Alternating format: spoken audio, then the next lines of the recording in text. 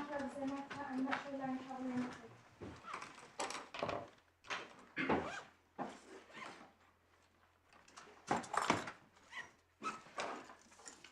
Yes. If it pleases the court, I appear for the claimant appellant in this matter, my learned friend Miss Corceras, for the defendant respondent.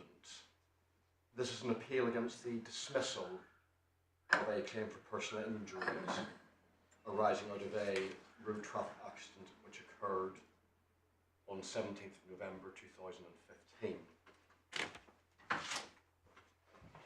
My ladies, my lord, I propose to follow the structure of my skeleton argument, if I may. Yes. For the court's reference, that was found Court Bundle, page 15. So I will first of all briefly summarise the material facts. Then we have obviously had a good opportunity to read the papers, so you can take it. We are familiar with the facts and the judgment and the skeletons. And the facts are set out at length in the judgment as well. They are. I'm very much obliged. Obviously, if the court wishes to move me along at any point, I will follow that lead. Thank you. I'll then summarise briefly the grounds and what the defendant says to those grounds for dealing with each of the three grounds in sequence, if I may. Well, can I just say this? The skeletons are both detailed, are they not? They are. Yes. So is there a need to summarise the defendant's grounds, responses? If the court doesn't feel that need, I'm not going to try the court's patience by seeking to do so. Thank you.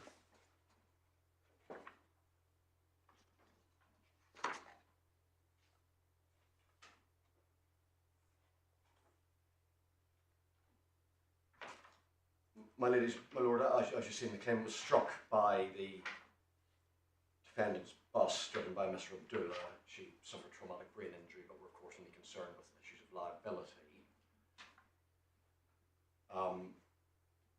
The court obviously has a sound grasp of the facts, so I'll skim over that. It may, however, be useful to briefly look at the photographs in the supplementary bundle.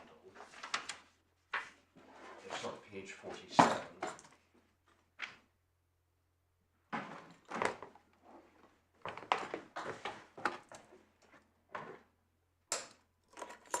Yes.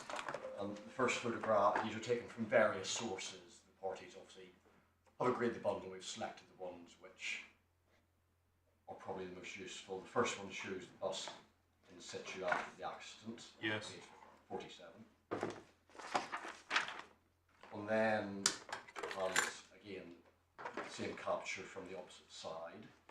Yes. Next, at page 49, we have a view from the interior of the bus. Yes.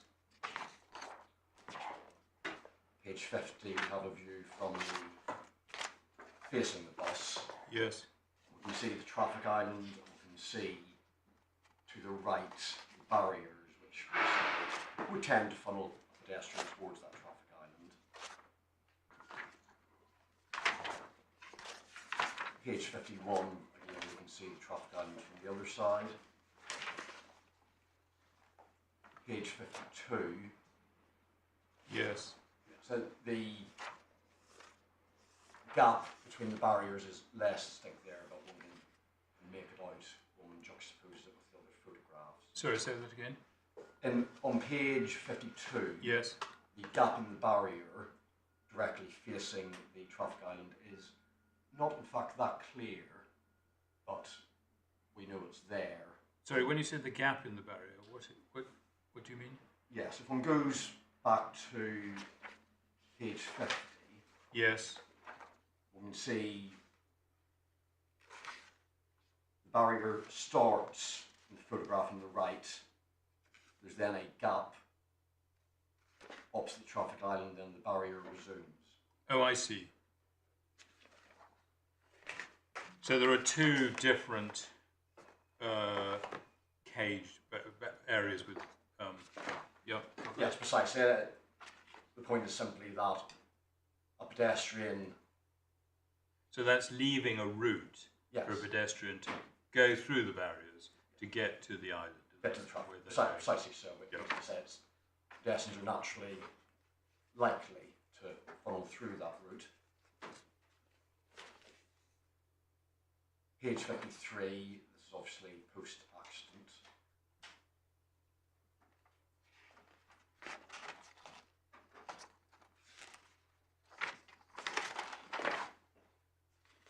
Yes. Likewise, page 54,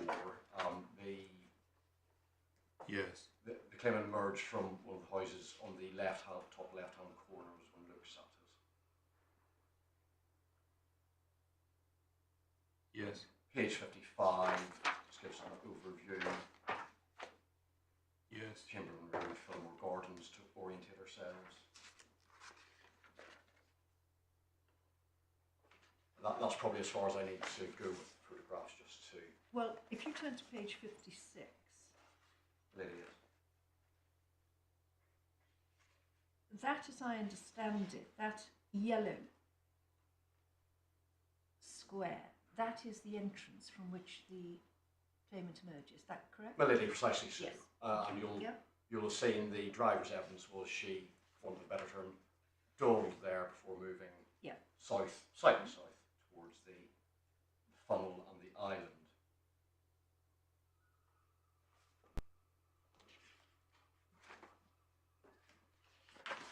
Yes. So we know what the claimant did. She, from where dawdled, walked towards the curb and stepped off into the path of the bus without looking towards in the direction of the bus at any time. As regards what the driver did, it was, certainly I say it was common ground that there were really 3 stages. First of all, about 90 metres away from the point of impact, he observed the claimant, registered her presence. That's stage 1. And within stage 1, he reacted by, in his evidence, keeping her under observation.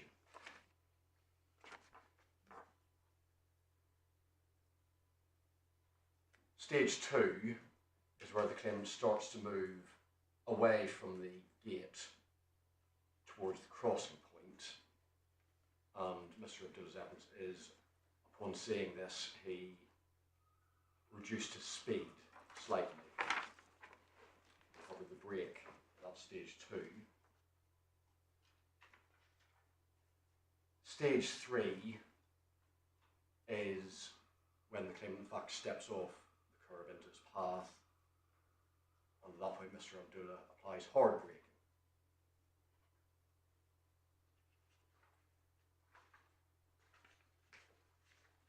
I would identify this stage, if I may, what I say is an important piece of common ground, which we find at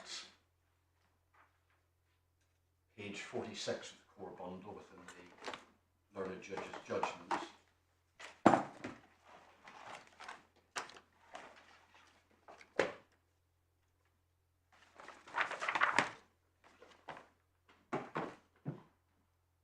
At the very top of that page, little e, this is recording the defence reconstruction expert's opinion that common ground incident could have been avoided if the bus had been driven at 20 miles per hour or less.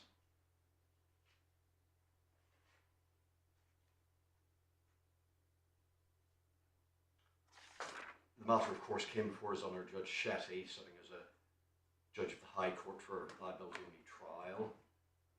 The court will see there was no live lay evidence. The claimant couldn't give any of Mr. Abdullah Yes.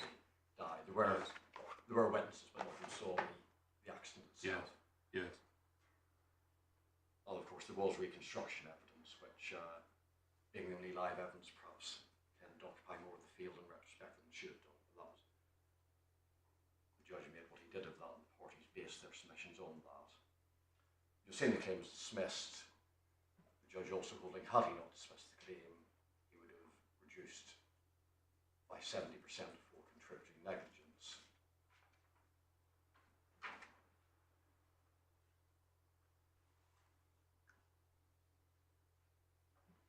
My ladies and my lord, I'll move directly to ground one, if I may.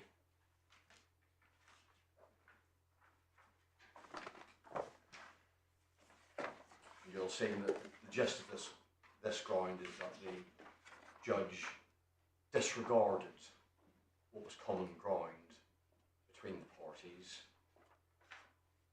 and therefore made impermissible findings, and also did so by what we say is inappropriate resort to the burden of proof.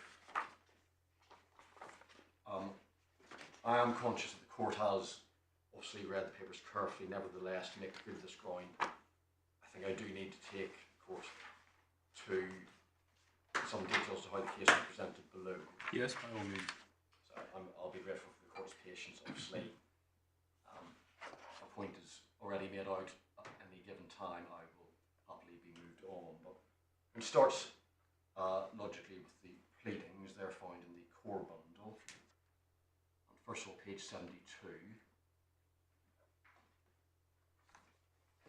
We find the particulars of claim.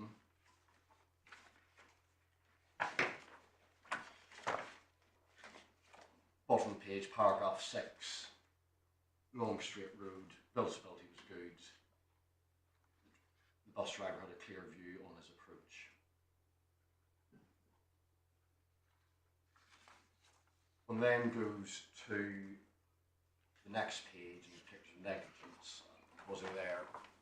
My ladies, my lord, I'm obviously now focusing on those matters which remain live for this appeal. Inevitably, some have fallen by the wayside. He looks at C, pleaded that, feeling contrary to several provisions of the Highway Code, the driver failed adequately at all in the presence of the claimant as a vulnerable road user, drove at a minimum speed which was failed to drive a minimum speed which was safe in prevailing circumstances, and in particular driving at such a speed, such a manner that he could, failing to drive at such a speed in such a manner that he could react effectively if the claimant stepped out into the road. D makes effectively the same point, failing to avoid driving into the claimant despite having an opportunity to do so. Moving then to the defence, and first of all, please, page 63.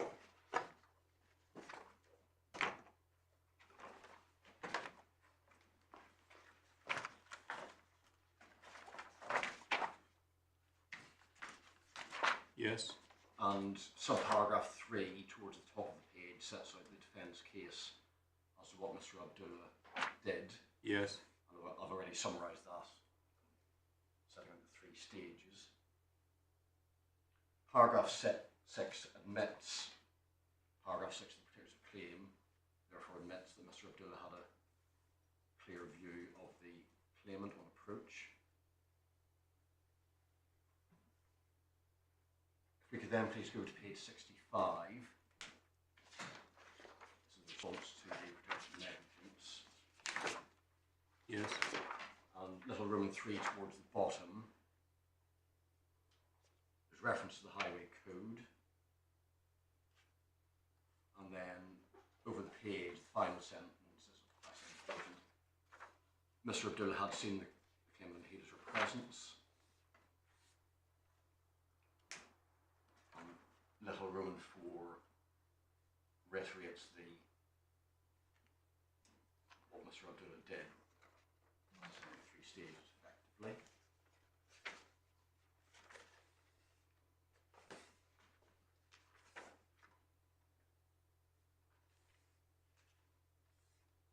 Yes. Was there a reply? No. So I'm right, aren't I, that the defence has pleaded a positive case as to when the driver saw the pedestrian, and you've got common ground on the pleadings that there's clear visibility. But the mere fact that it's pleaded in the defence doesn't mean to say that it's common ground at that stage, at the stage at which he saw the pedestrian, does it? My lady, I entirely accept that, and that's why we'll need to see how the case is crystallised at trial. Yeah, as I understand it, your case is we didn't put in any sort of response to the defence which made it clear that we agreed that that's where he saw her, but that would have been abundantly clear from the fact that that is the basis on which the experts were jointly instructed, and moreover that's the way in which it was opened at trial. But Lily, precisely. Yes. I'd also simply add, in terms of reply, my client couldn't remember the accident. No, So we're absolutely. So you were putting them to proof, but you say that by the time that the case was opened, it would or should have been abundantly clear to the judge that there was no issue as to when the bus driver first saw your client. Lily, precisely. And where she was. Precisely. Yes. And you say that as a matter of pleading, it was clear from the pleadings that he had a clear line of visibility. That was an agreed fact. That was an agreed fact. Yes. Absolutely. So that fact at least was agreed on the pleadings before one noticed Yeah. it. So we've got two agreed facts at the moment. Yes, and one, bearing in mind that Mr. Abdullah was the only person who could give evidence. Sure, Obviously, and he's dead, and you've got to go on the basis of his witness statement, but you also assume that the defence have what they pleaded on the basis of instructions while he was still alive. Precisely so. And again, following on from that, I would please like to go then to his witness statement. Yeah. Supplemental bundle, page 7.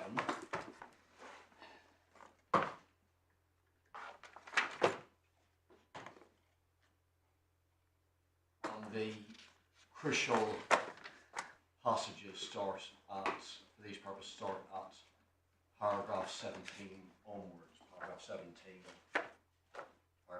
18 and 20. So paragraph 17, he says, he first noticed somebody, which we now know to be the claimant, as he was going past a junction to my left, Edgerton Gardens. It's agreed that was about 90 metres away. Yeah. I say about 90 because, of course, precision's impossible, but yeah, we know roughly where that was. He says towards the bottom of that paragraph that she appeared to be dawdling, standing or dawdling. I'll pause there and say, we simply don't know, and no findings were made as what she was doing. She may be checking the trees, who knows. But basically, that was what he perceived. Yes. And he said, I kept an eye on her. At this point, I had nothing to say sign she's planning to cross. But he's obviously registered, and she's enough of a feature that he's keeping an eye on her. That's confirmed by next paragraph, paragraph 18. I continued to keep an eye on her as I approached. My speed was certainly no more than 20-25 miles an hour.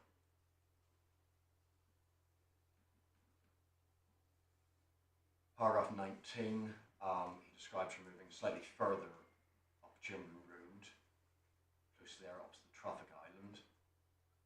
She was still not looking in my direction, giving any obvious signal that she might try to cross the road. However, because, a linkage here, because she was close to the road, I took my foot off the accelerator and hovered the brake. Following on paragraph 20. At this point, I had still not reached the junction to Fillmore Gardens. So that's what I'm describing as stage 2. So you see her moving towards the crossing point. And though he doesn't think it's likely she's going to cross, his identifiers, I would say, enough potential hazard that he's resolved to slow down. He says, only when the bus came level with the junction, that she suddenly moved to her right. That's stage 3 where she steps into the path of the bus. Now, it is impossible to say how long elapsed in terms of time and distance between stage 2 and stage 3, which I'll return to, but certainly a fair reading of this statement in my submission is that the driver's not saying stage 3 followed instantaneously from stage 2. It does not say, and I suggest the statement cannot be read as saying, that I reduced my speed and then immediately she stepped out.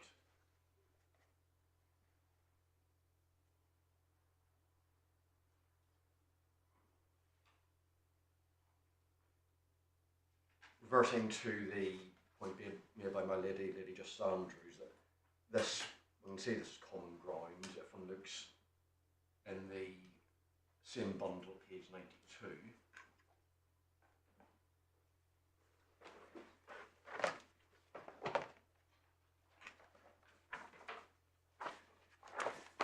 Yes.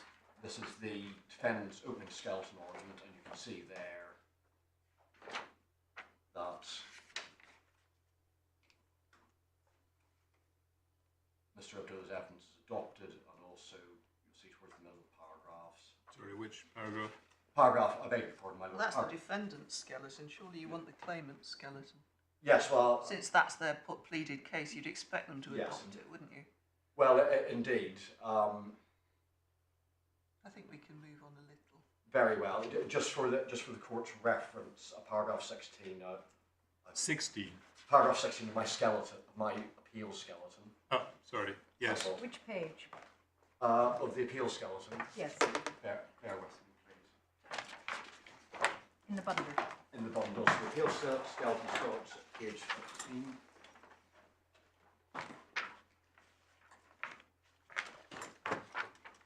It's page 18. It is. You'll see I provide other references there, closing submissions, which confirms that is very much also being adopted. So this is your point that stage 3 didn't follow immediately stage 2. So the taking the foot off the accelerator, you're saying well before the junction with Fillmore Gardens. Yes. Well, also the point that the defendant's case has always been, and they've been entirely consistent with this, that Mr. Abdullah first observed and registered the claimant 90 metres away. Yes. Well, he observed her in the area of Fillmore Gardens, to be precise. He did not say 90 metres. No, he did not. About 90 metres, which is the distance between Fillmore Gardens and the point of impact. My lady, I'm... No, And that is a point that's taken up by the judge and examined. It I'm is. just concerned we don't proceed on the basis that at any time the driver said it was 90 metres when I saw. He didn't. No, my lady, I entirely accept that. I'm also very conscious that it would be inappropriate to try and be overly precise about these things. Well, precisely that, because one has the observations of Smith LJ in previous authority. Indeed, absolutely.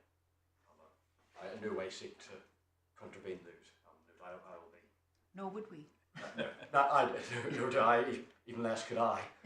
I'll no doubt be corrected if I appear to do so.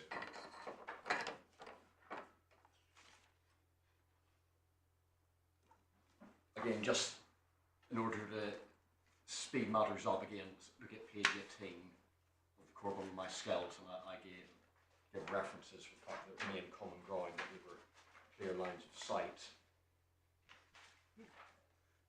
Well, that's the point you made about pleading. Yes, I'm just confirming that. Yeah. Nothing changed there. Again, if the court wishes me to take them to any of these references, I will do.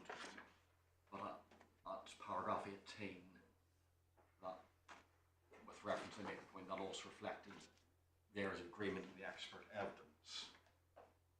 Yeah, but in respect to the expert evidence,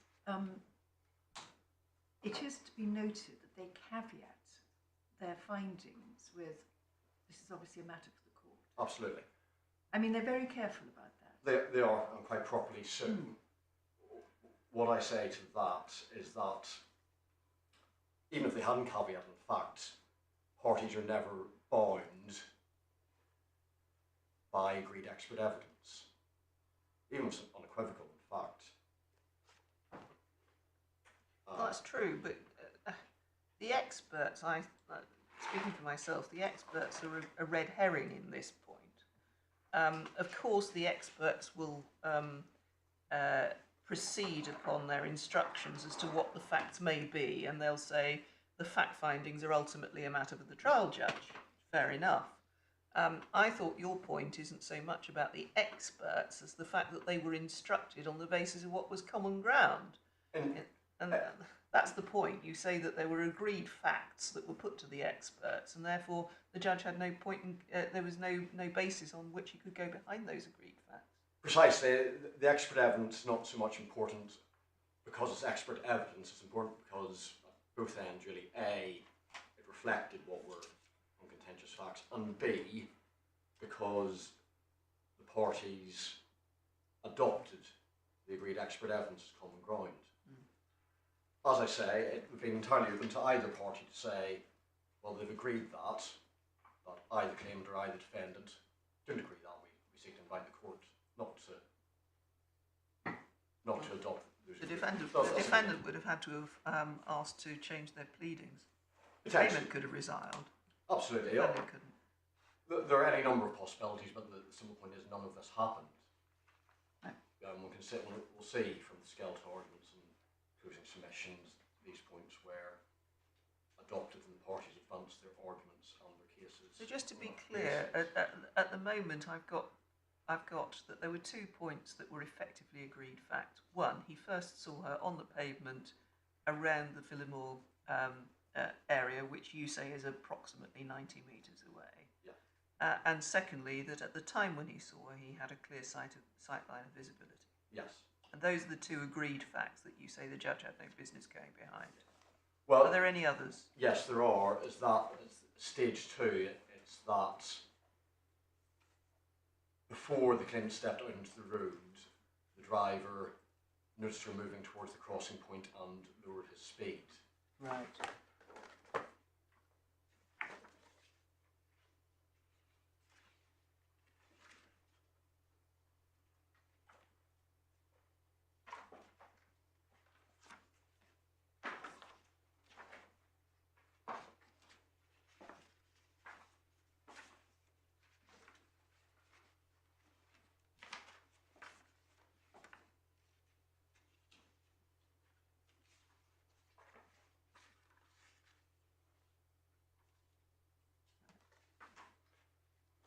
My Lady Just Andrews, quite properly, yes, it might be better if I go directly to my submissions, see if it was common ground, so if I may do so then. It's page 72 of the supplemental bundle.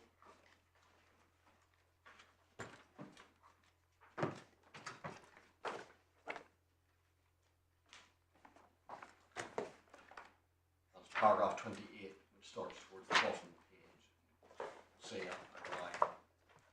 I rely upon agreed facts, I common ground. Yeah. Right, yes. And that's always been what I base my argument on.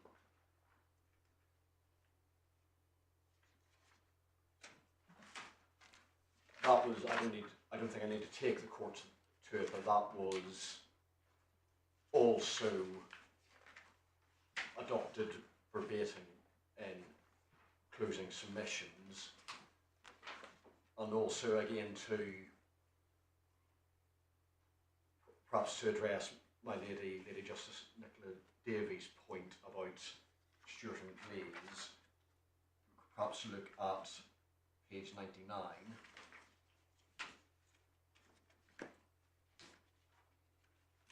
And what I said in closing paragraph 11 there.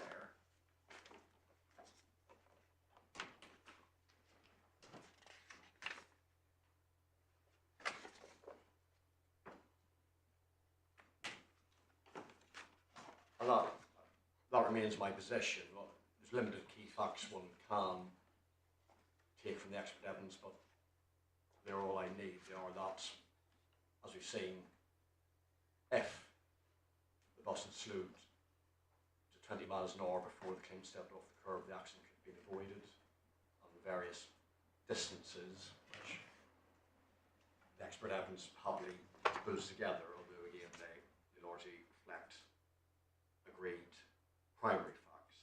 Can I just ask you about 128.1b? You say the defendant's own case is that Mr. Abdullah was generally aware and then specifically identified the claimant as a potential hazard. Yes. Those, the use of the words potential hazard are your words, not agreed words. Indeed, well, and I do need to come on to this because this is one of the main points, but what I say is that a fair reading of the defence evidence is that Mr. Abdullah's evidence, that's the only sensible interpretation. But yes, my lord, that's certainly it. That it. Those are my words, although in fact they're also words used by the judge. And I'm just saying because you, on reading this, you might think that the. I mean, I wasn't quite sure whether you were saying that was an agreed fact or not. That was all I was. I didn't think you were, but I just. No, I'm not. That's, Yeah. I suppose it. That's my interpretation. Yes. I'm advancing Yeah, yeah. on the agreed Yeah. facts.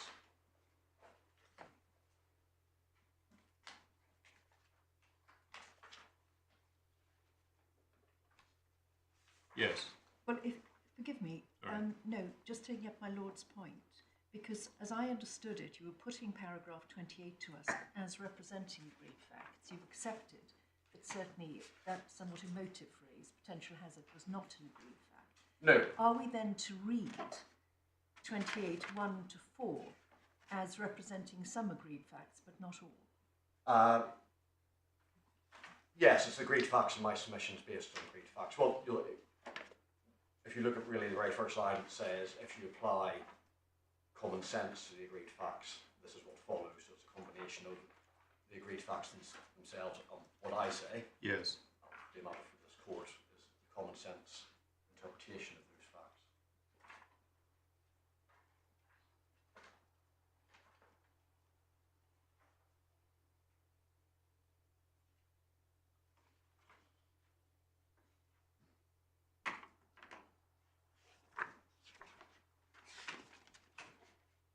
Because likewise, I think it probably said that it wasn't common ground that Mr. Abdullah was under a duty to take effective precautions. No, that's very much a legal submission. Yes. That's why I say it's the common sense. So that first sentence in 28 somewhat overstates it, doesn't it? Well, bear with me, I'll move on to the Yeah, sure.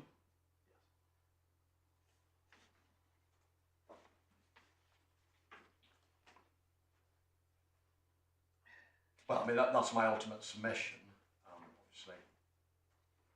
I think that perhaps may be a better way to describe it. That is your submission. It is.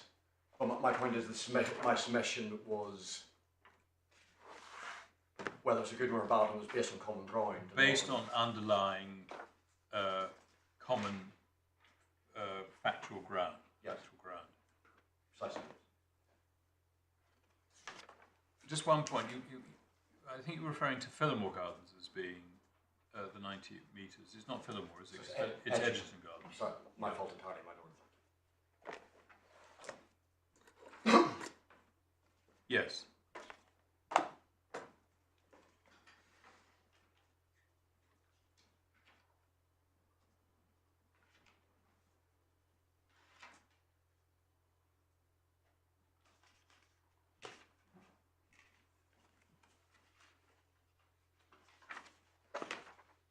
My ladies, my lord, the court will, I'm sure, have read the judgment very carefully. It is very detailed, certainly in its recitation of the evidence and the arguments.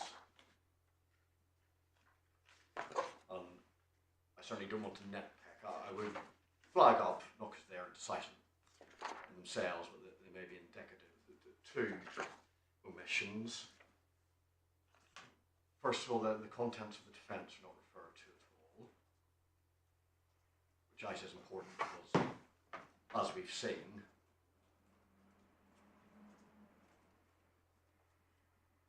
the facts in the defence were the platform for my case to a significant degree. He does refer, however, to the witness statements of Mr. Abdullah, which of course are reflected in the defence. He does.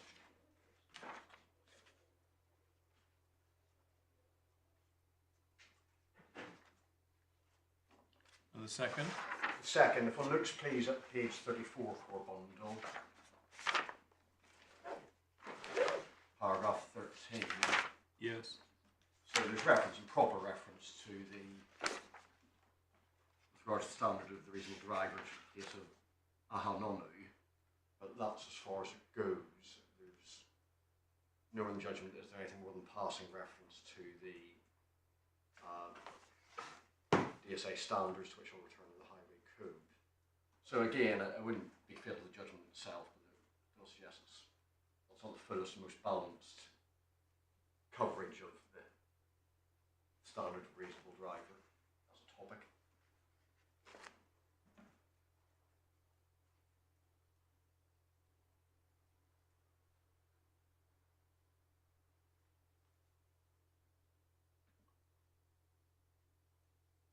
Yes. If one then goes to, I'm skipping ahead to what we might call the meat of the judgment. Yes. One then goes to page 53.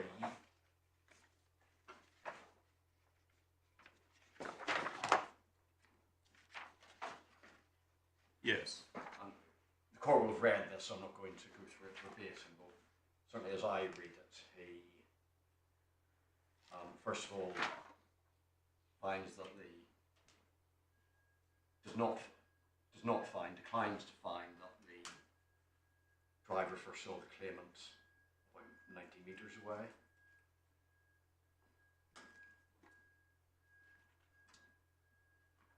Sorry, can you remind me where that is? Yes.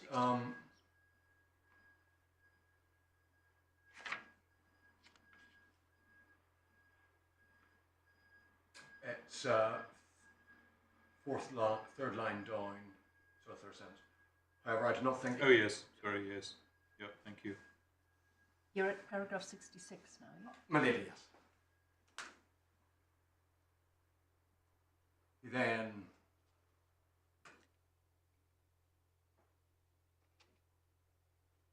says towards the long page, this is a very general observation, only a very general observation is possible sense of movement. There's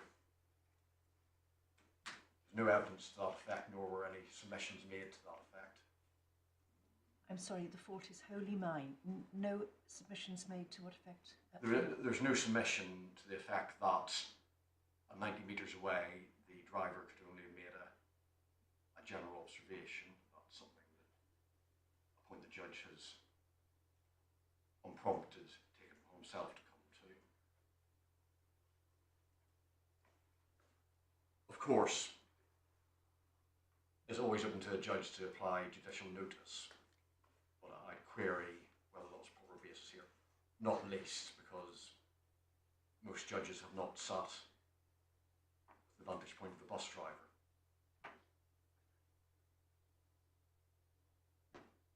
He then says there were barriers from the roadworks which most likely would have struck at some view of the claimant. You say all of that is those are findings which are contrary to the agreed fact that he had a clear line of sight. Yes, and if I could perhaps briefly go back at this point to Mr. Abdullah's statement, supplementary bundle, page 7, paragraph 14.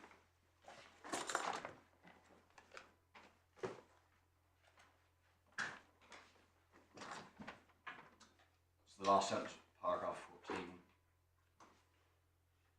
The barriers are quite low, so they do not obstruct my vision of pedestrians on the pavement.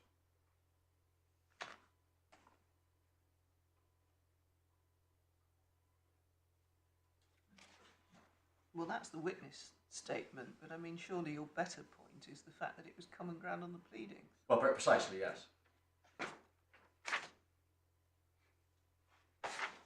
But then goes back to the judgment in the core bundle. Just carrying on to the end of paragraph 66 into page 54. Again, he speculates, regretfully I would say it's pure speculation about the potential impact of postbox, tray and a park van. Let's just suppose for the moment, let's test this proposition. Let's just suppose you're right. Let's suppose that the judge was not entitled to make the findings that he made in paragraph 66. That what he should have found is, I find as a fact, as is indeed agreed between the parties, that the place at which he first saw her was a place which is roughly 90 metres away, and that he had a clear line of vision, right? Let's just suppose that for the moment. Where does it take you? Well, because it's, as we'll see as we go into the judgment, the claim failed because the judge said there wasn't enough time or distance once the driver observed the claimant to react effectively. Yes, but he's entitled to find as a fact that where she is when he first sees her is in an area coming out of a house on a pavement with no intention of crossing or no apparent intention of crossing the road. So let's just assume in your favour for the moment that he gets it wrong in terms of the detail and that the bus driver's got a line of visibility. Why isn't he then entitled to find as a fact that nevertheless, even with a clear line of visibility, he's got no reason to slow down or brake while this pedestrian who is showing no signs of wanting to walk out in front of him? But Melinda, I accept that to an extent, but as I'll seek to demonstrate, his findings at stage 3 bleed into what I say are findings which were not open to him at stage 2 of the driver's reaction.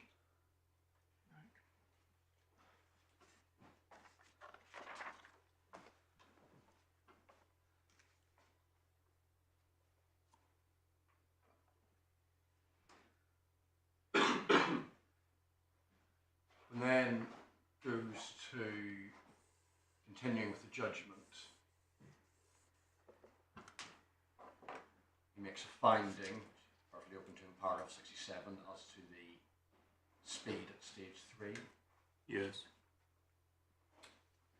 Then at 68, we are moving on to stage 2. I beg your pardon. Paragraph 67 is dealing with the speed at stage 1. My apologies. Yeah. Paragraph 68. He finds he did notice the claimant moving towards the curb the time he was getting near to the accident location. Now, given his finding as stage 1, we're now in a rather different factual matrix than perceived grounds. That's the first time the driver noticed the claimant on the, as I read the judge's findings. And he's saying that at this point, No, it's not. Look at the first sentence of paragraph 66. I find he did see her as she left the front entrance to her address. yes, So it can't be the first time that he saw her because he's already made a finding that that's when he saw her. that's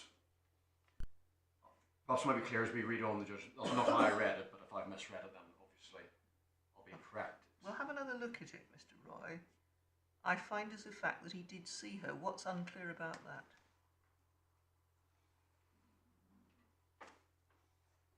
My lady, I take the point. Right.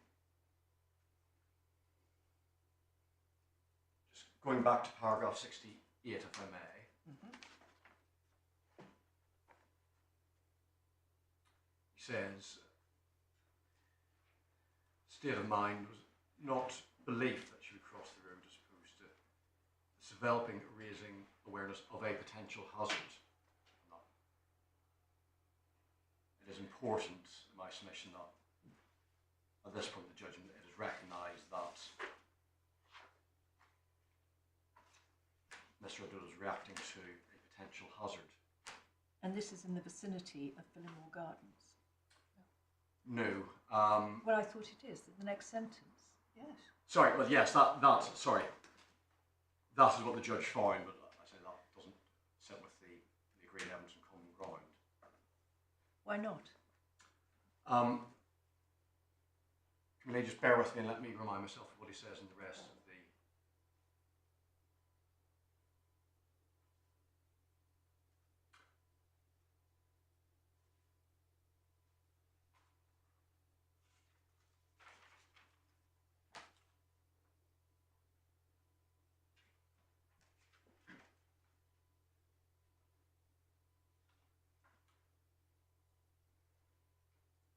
I think it's probably I can best illustrate this by going back to page 51.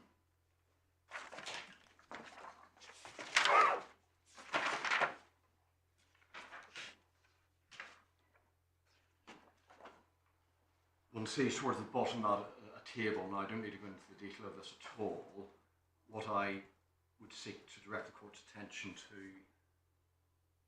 is the column E, distance available, 22.63 metres, Mr. White, that's the defence expert, 24 metres, Mr. Abdullah. That's referring to these calculations of the distance between the point of impact and the bus when the claimant was actually at the curb and the process of stepping off. We can see that if one goes to page 45,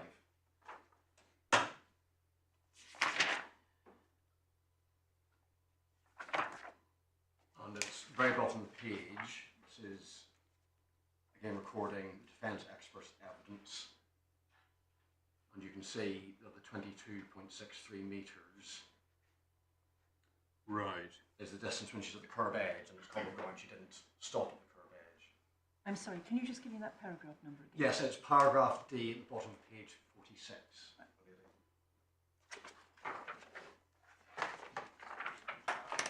So we have, and this is where the expert evidence is helpful, we have a range of, happy to say, 22.5 to 24 metres, being the distance from the bus to the point of impact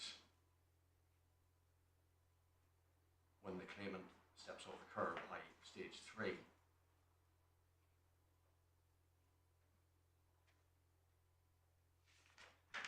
And then goes further down. I can revert to the bit of the judgment I was looking at.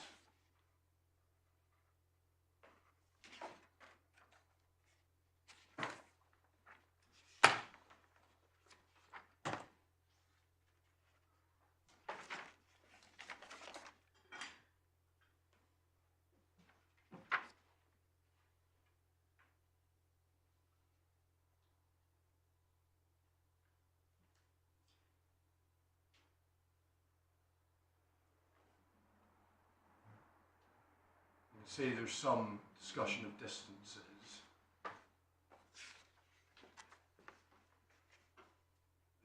.3 metres reflects, according to the plan produced by Mr. Abdullah, when stage 2 started.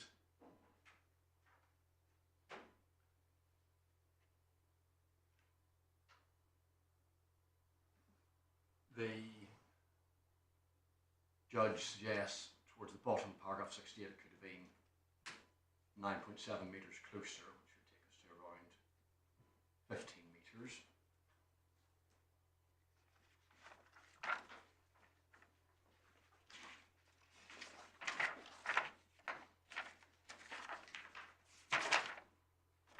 And then goes to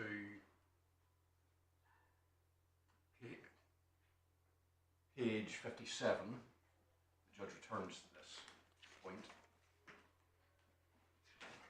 Yes.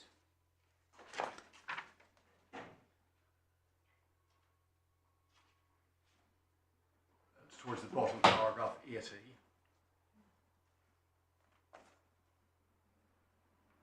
It's describing stage 2, noticing the claim moving towards the roadside. He says measure closest 10 to 20 metres. That simply can't be right, because the agreed evidence, which both sides adopted, was that the distance between point of impact and the bus at stage 3, the claimant on the curb, was about 22.5 to 24 metres. Ladies and Lord, and as we've seen, by reference to Mr. Abdullah's statement, simply cannot be read as stages 2 and 3 happening instantaneously. I think you're going to need to unpack that a little for me, at least. Sorry, so, What No, is? forgive Where me, is I the don't agreement? Where is the understand. agreement as to the 22.5 metres at stage 2? Where Yes, do we let find me go that? back to that. That is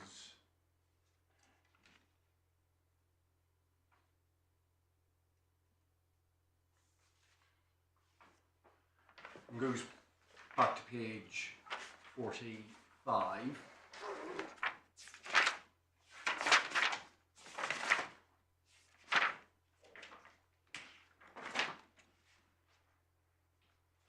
Bottom of page D, the defendant's expert's figure was 22.63 metres.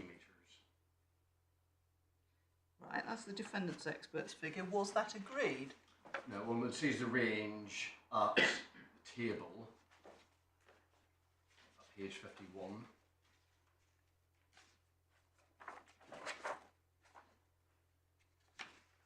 Very small table. Yes, I do apologise. So if you could just tell us the figures. It's looking at So when it says distance available, what does that mean? First of all? that means the distance available to brake onto the pavement at stage 3. Right, okay. Sorry, can you just repeat that again? The distance available. At stage 3, i.e. how far away the bus was from the point of impact when the claimant was at the curb. And about That's to step really off cool. the curb. Well, again, it's common ground. She did steps. She didn't stop. She just exactly. So it's.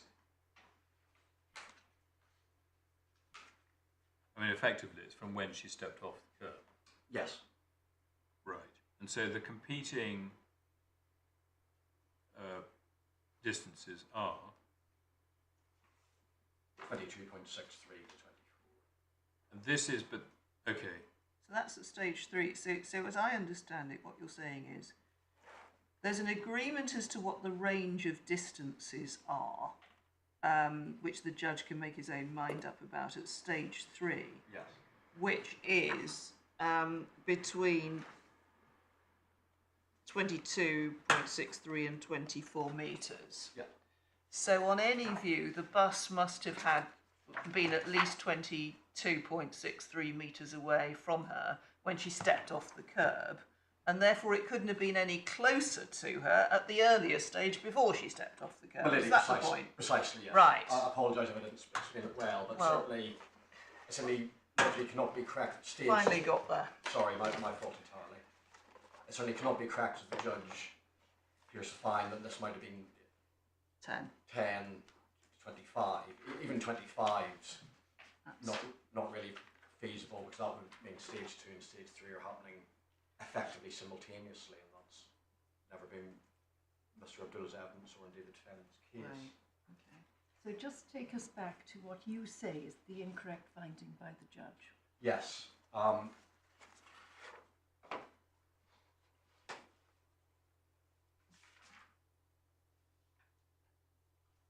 Is it paragraph 70? So it's goes back to paragraph 68. Yeah. Towards the bottom that he suggests that it could have been 15 metres away when the acceleration started. Remember, stage 2 is slight deceleration, stage 3 is of course hard braking. Sorry, wait a minute, I've lost. I'm sorry. Which paragraph are we on? On page 54. Yes, paragraph 68. Yes. Where are you saying about the deceleration? So he's described paragraph 68. Yes. At the start of the paragraph, you see he's describing Mr. Abdullah noticing the claimant moving towards the curb. Yes. Stage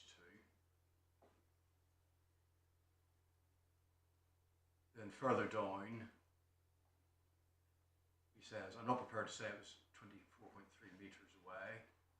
Exactly 24. Yeah, precisely, of course, I'm not saying no complaint about that. But he And then he says says the bus it could have been 9.7 metres closer, and you're saying it couldn't have been 9.7 metres closer because that would have put the bus much closer to her at the point of impact. yes. Well, you're also challenging the 24 metres because what the judge there is saying,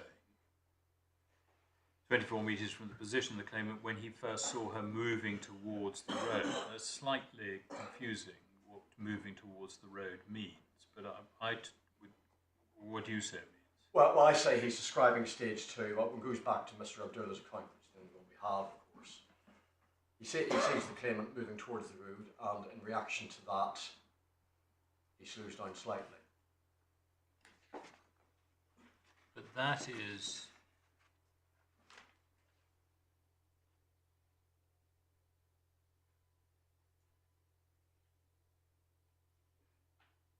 So I don't. How does that reflect?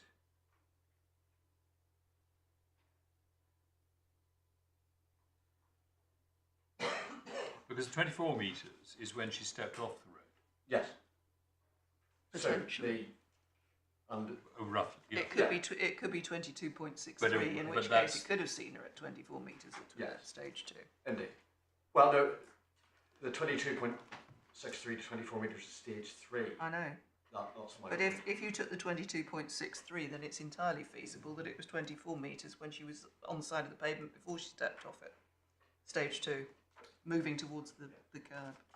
Lily, I respectfully submit that that is theoretically possible, but Yeah. not entirely, but not highly feasible, because it simply doesn't fit with Mr. Abdullah's evidence. He does not describe stage 2 and stage 3 happening. Well, they're not happening simultaneously, but 2 metres takes a little bit of time to cover.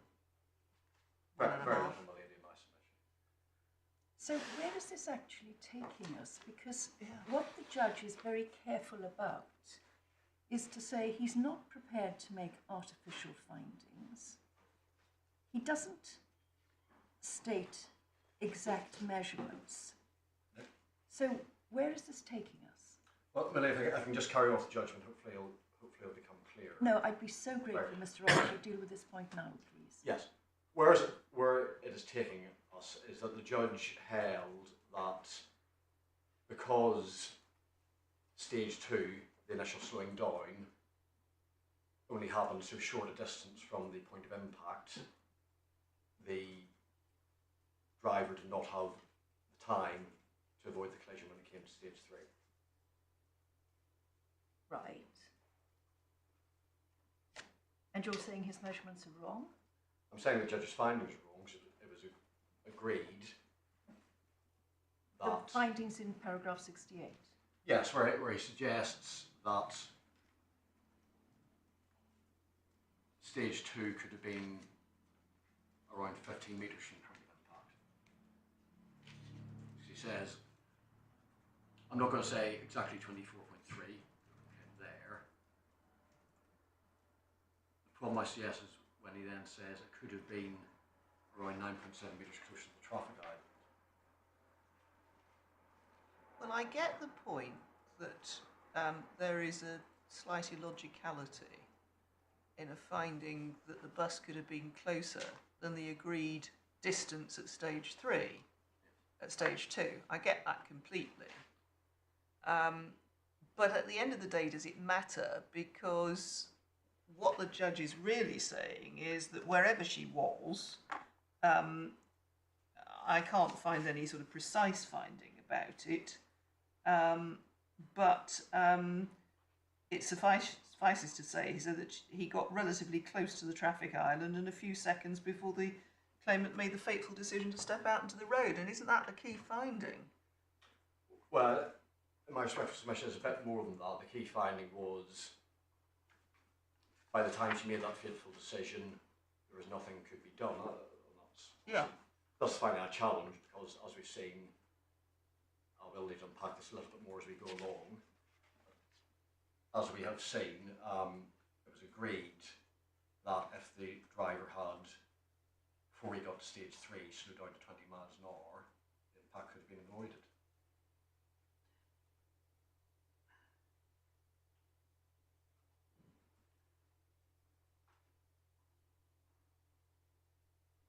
But doesn't that depend upon whether there was whether what he saw at wherever he was at stage 2 prior to stage 3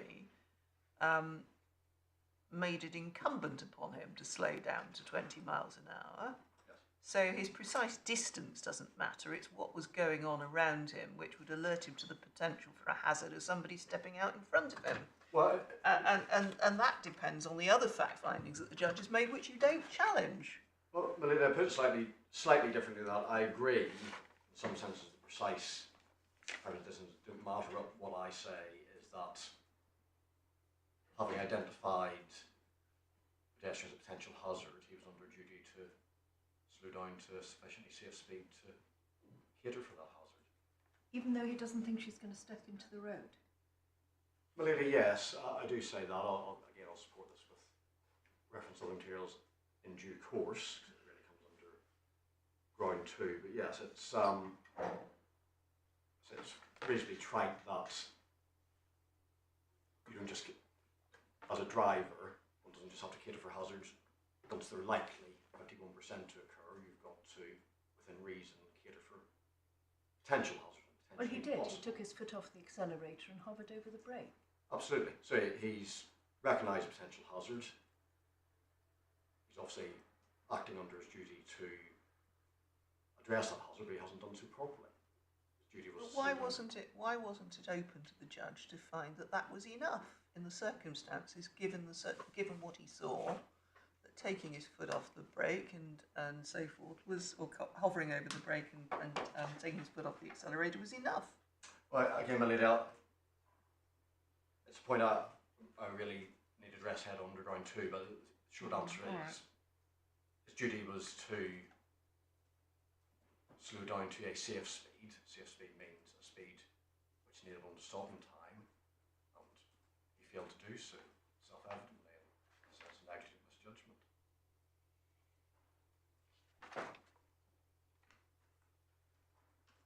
All right, well, I don't want to take you out of your course in relation to ground one, but at the moment, I have got the point that the judge is suggesting that at stage two, the bus is even closer to the point of impact than it was agreed that it was for the purposes of stage three. But I'm still struggling to find out where that gets you. Very well, Melinda. Hopefully I'll do my best to try and make that clearer.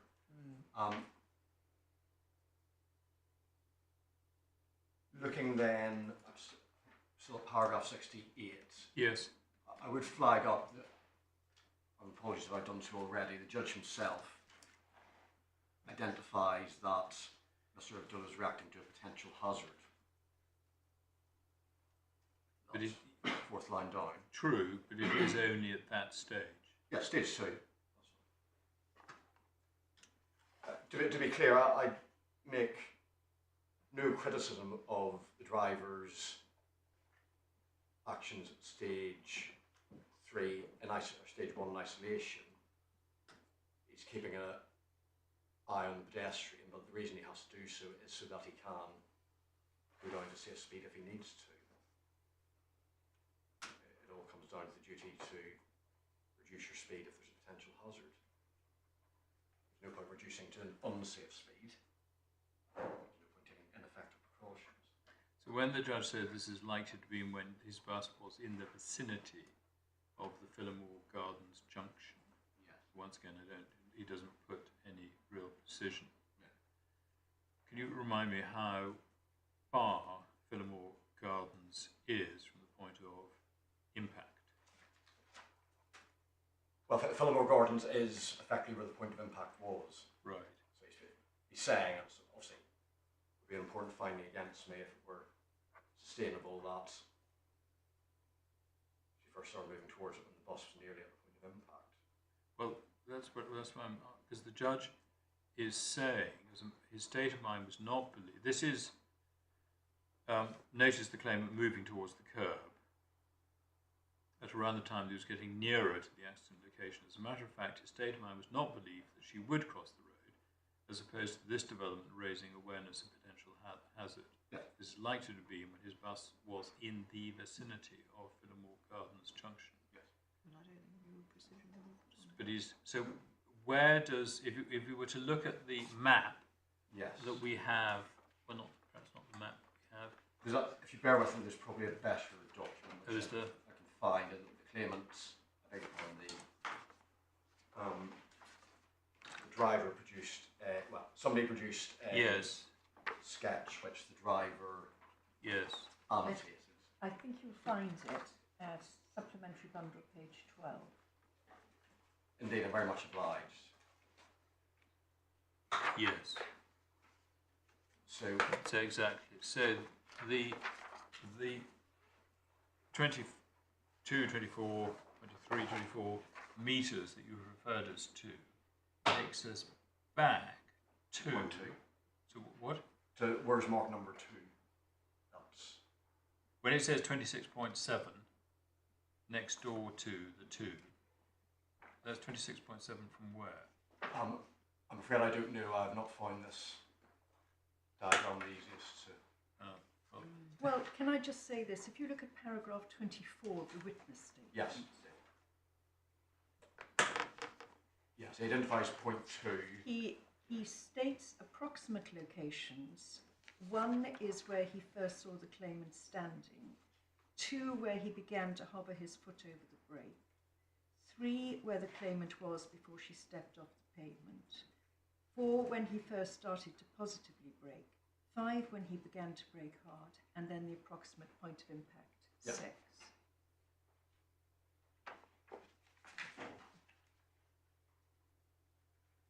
My lady, I'm obliged, yes. As I was, I hope, trying to identify from my Lord Justice Moylan, but point 2 is the claimant's estimation as to when he starts to cover the brake.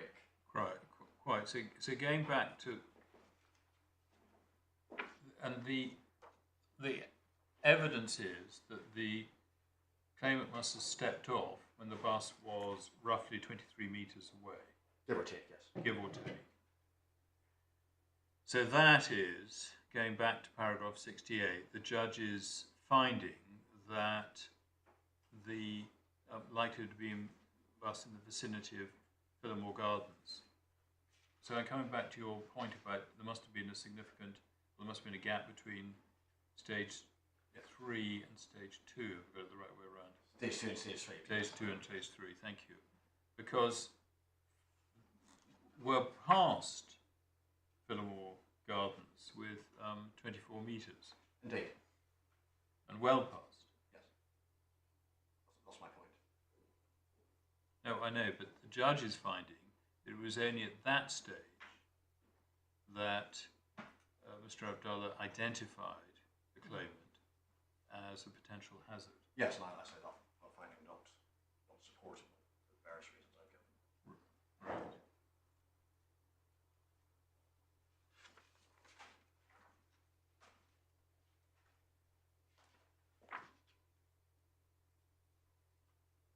So when do you say that the driver should have identified the claimant as a potential hazard? Well, it's not the driver's identification of the problem, it's his reaction. He No, identified. don't worry, I understand that, but the former has to come before the latter. He's got at stage 2, which is on his evidence, before stage 3. So he should have, rather than, like, should have slowed his speed so he could, for example, at stage 2, rather than somebody covering the brake, depressed it a bit, bring himself to a safe speed, which he knows 20 miles an hour. So I'm still trying to, in my own mind, trying to work out when the judge has found that Mr. Abdullah, in other words, where is the second sentence in the judge's findings? Where is the second sentence of paragraph 68 placed in the sequence of events? On my reading, not stage 2, and looks at the first sentence. Yes. Yes. And he's placing that in the vicinity of Phillimore Gardens. Yes, which I say is not a supportable placement. Can you just remind me why you say that's not supportable? Because stage 2 precedes stage 3, it was agreed that And stage 3 is at Phillimore Gardens. stage 3 is 23 metres away, give or take. So stage 2's got to be further than 23 metres away. Right. Thank you.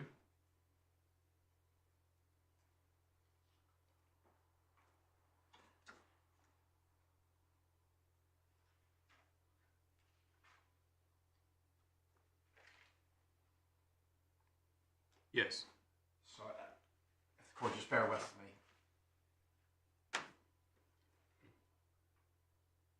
Just perhaps at page 55. Were you going to say anything about paragraph 69?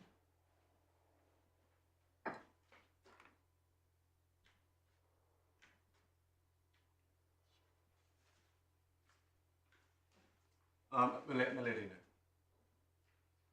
Yes. All right. Yes, page 55. Well, again, it needs one needs to be. That needs, of course, to be looked at in the context of the witness statement.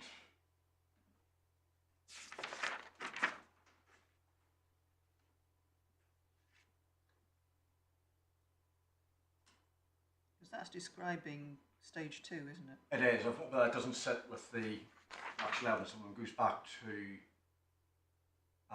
supplementary bundle page 8.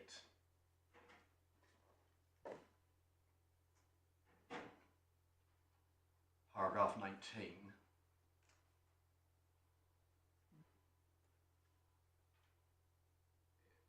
Mr. Abdul describes the reaction of took my foot off the accelerator and hovered over the brake. It's rather different from what the judges found he did.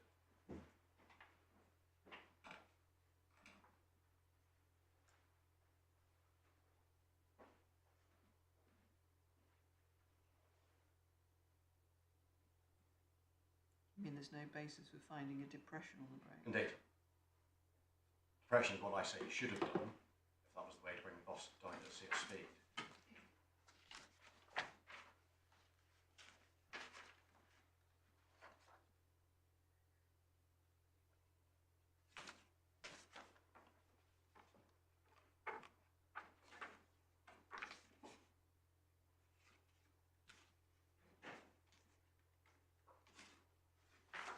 Just carrying on through the judgment, which again I appreciate the court has read it carefully, so obviously if there's another point which I should address, I'd be grateful. But paragraph 78 on page 55.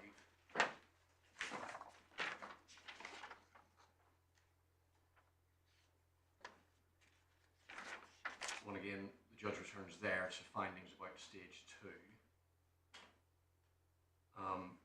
Proving the laws probabilities. Mr. Abdullah did brake. He slowed down by engine braking to begin with, followed shortly by braking lightly, seeing the potential danger. For obvious reasons, I emphasise the words potential danger. And the claimant was fairly close and moving towards the pavement. And much harder when he saw pedestrian move into the road. Stage 2 is the light braking, but of course we've seen Mr. Abdullah describe simply Covering his brake. precisely. Stage 3 we all agree was hard braking. That's of course had to be done at that stage. The question is, should Mr. Abdullah left himself in a position where hard braking was going to be insufficient?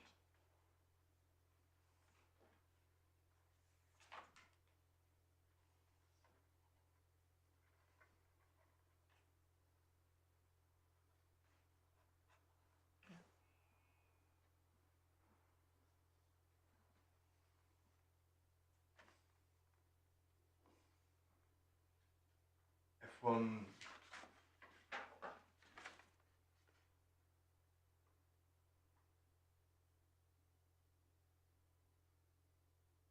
goes to page 56, paragraph 79,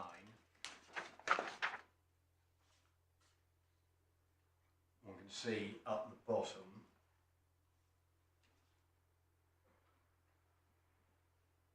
he, on his own invitation, effectively rejects Mr. Abdullah's account that he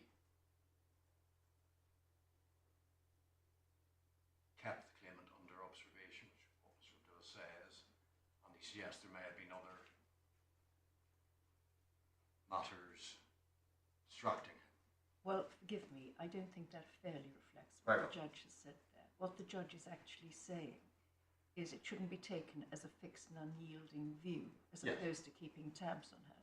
And then he applies what some may say was common sense in identifying what a driver would be doing in those circumstances, because no one can really say a driver should only be looking at the pedestrian. Oh, absolutely. In fact, on reflection, it's probably not fair characterisation. But my point, indeed, there's no real dispute with this. Keeping under observation does not mean, I don't suggest it means unyielding fixed view. You'll see. Well, he couldn't, could he? No, you need to glance elsewhere. But keeping as the focus of observation might be the best way to put it.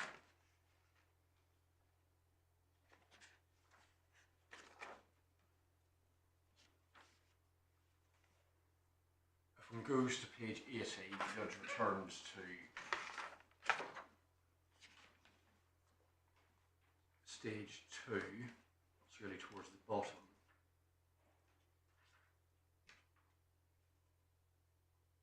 When they approach the accident location, you most likely did notice her moving towards the roadside, quite close, maybe as close as 10 to 20 metres away, which I say simply can't be correct.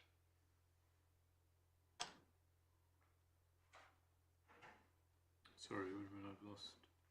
It's towards the Towards bottom. the bottom of the paragraph. 80. Oh, I see. Sorry, yes.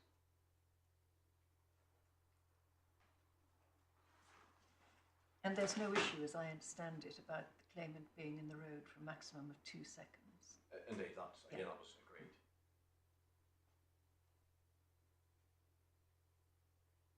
Sorry, do I need to say a maximum of 2 seconds? Yes. I just need to remind myself whether it was not described as a maximum or approximate likely time. Well, he said maximum there. Well, can I make a note to check that and come By all back, means do, come back certainly. please?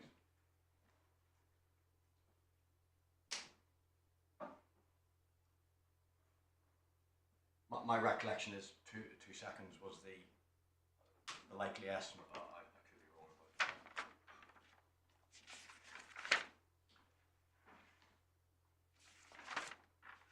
So, my ladies, my lord, I've set out what I say was the common ground of how I say the judge departed from that. You will see I rely upon the case of Al-Madini and Mors UK 2005 EWCA SIB 1041. I'm in the court's hands as to whether it be helpful for me to take the court to that in detail or not. Would you just, I mean, you referred to it in paragraph 33 Paragraph and 30 of my 30, scale, sorry. Yeah. 30 to 31. So, you set out a passage there. Do you want to take us, was that the passage you were going to take us to? Or It was, yes. I mean, I've set out the background facts, which the claimant said that he named the co-employee and said he was the cause of the accident. The judge in that case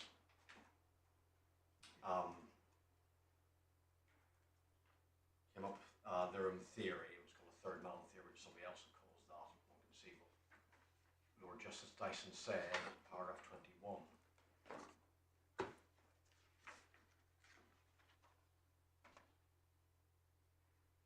He's not really coming up with a new theory, though, is he? He's not. Well, sorry, yeah. So the judge. Sorry. Yeah. I mean, all that the judge has done, you've criticised him for it, you may be right, has departed from the real facts, which has resulted in, as I understand it, you saying he's putting the bus closer to the pedestrian, not only at stage 2, but at stage 3, than the parties have themselves agreed the bus was, where the bus was.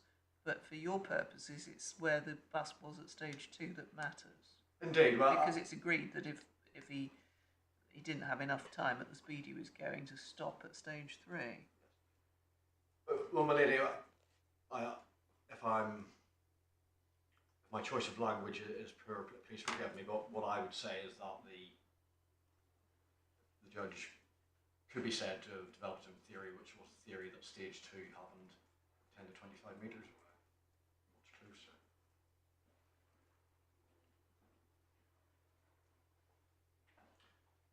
we'd also observe that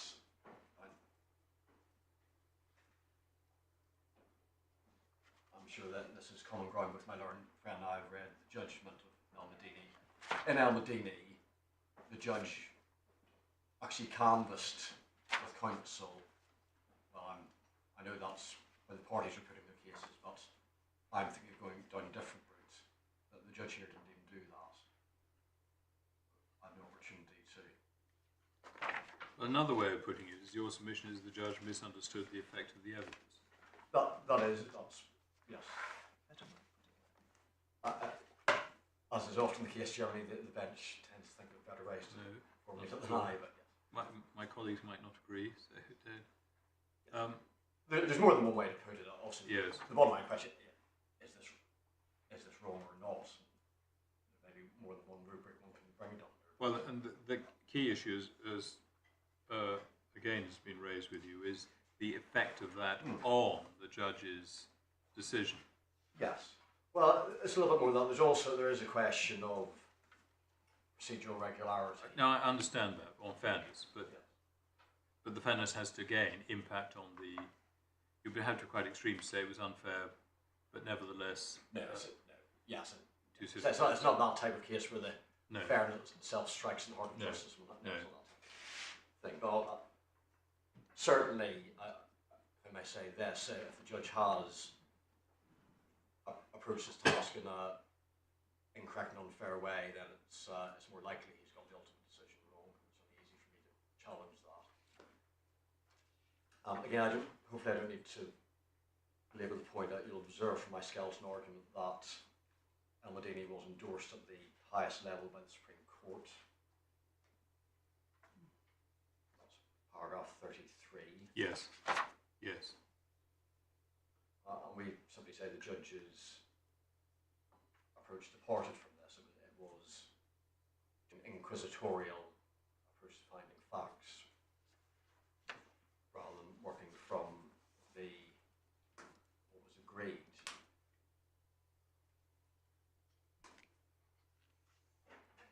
This, I say, is wrong itself and had other unhappy consequences. It did lead the judge into speculation about obstruction and so forth.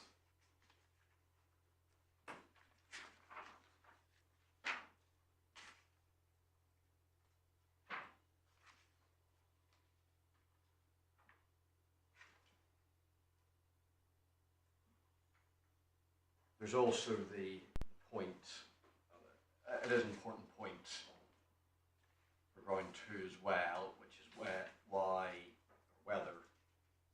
certainly at stage 2, Mr. Abdullah perceived the claimant to be a potential hazard. My ladies, my lord, you've already seen in the judgment, the judge seems to have accepted that, at least in parts. Potential hazard, potential danger, the word used. That is also reflected in the way the case, I characterise it. It's not agreed, it's characterisation, I should say. The defendant's submissions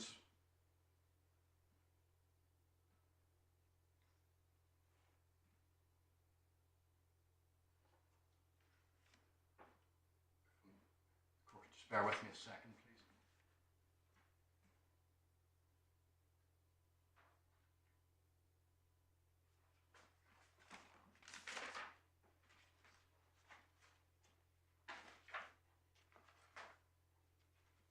If one looks at again, I'm trying to deal with this as briskly as I may. If one looks at page 23 of the core bundle, Yes. 1A towards the top, I give numerous references, which I can't take the court to if they're disputed, but in submissions, the defendant, consistently with the evidence, I would say, repeatedly described Sir Dill's actions as preemptive and precautions a precautionary measure. And I say that, by definition, that entails a potential hazard. You don't take precautions against a non-existent danger. I know, more right, as I say myself, it's simply not a tenable reading of Mr. Abdullah's evidence. It would be having him saying, well, I saw the claimant moving towards the pavement. I didn't think she's any type of potential hazard whatsoever. Apropos of nothing, I decided to reduce my speed. That's my submission, not a tenable characterisation.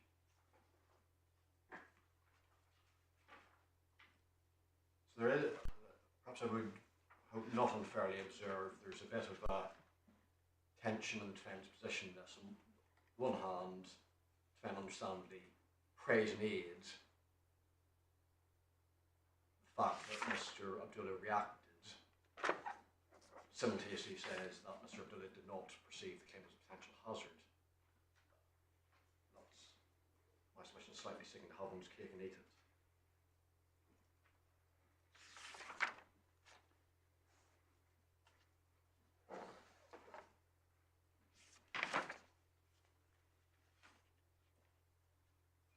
There is, as I understand, some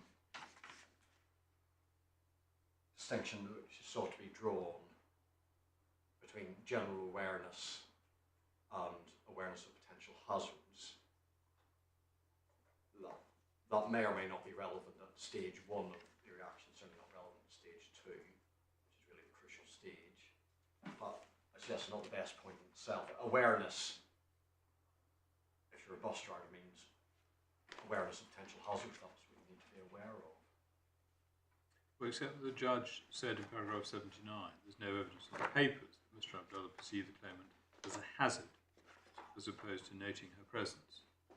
So he does see a distinction. Yeah, sorry. Paragraph 79, that was sort of just below the middle.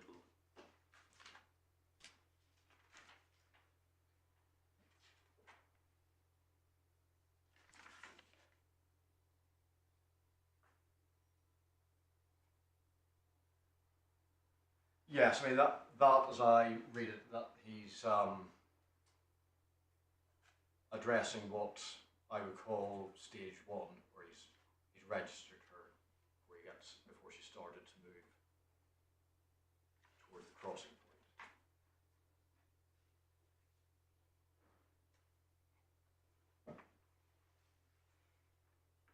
Well, that's, yes, except it's dealt with in paragraph 80, isn't it?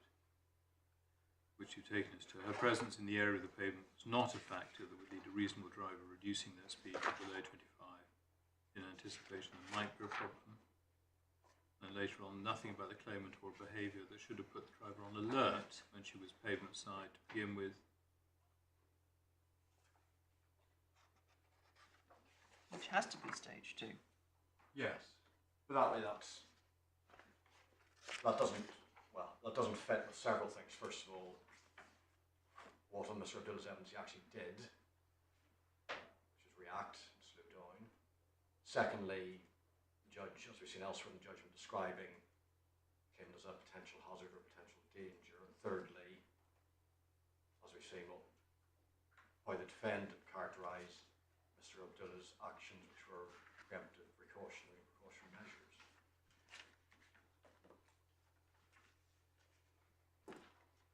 Well, really, I suppose your submission is how does one fit together the judge's conclusions in 68, 79 and 80, when he says in 68, and you're saying that must have been stage 2, but then raising awareness of a potential hazard.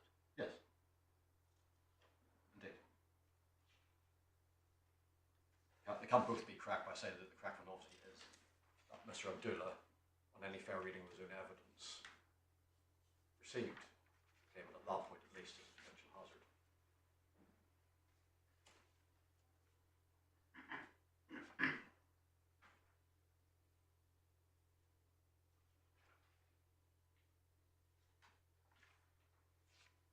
The other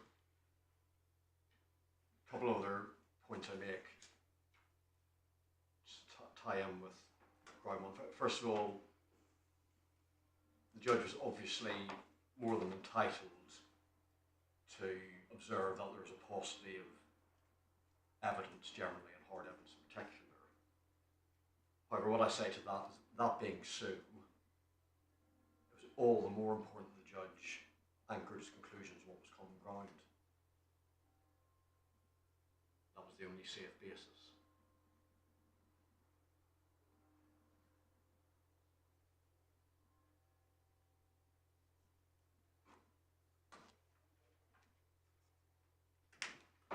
My Lord, I've set out in paragraphs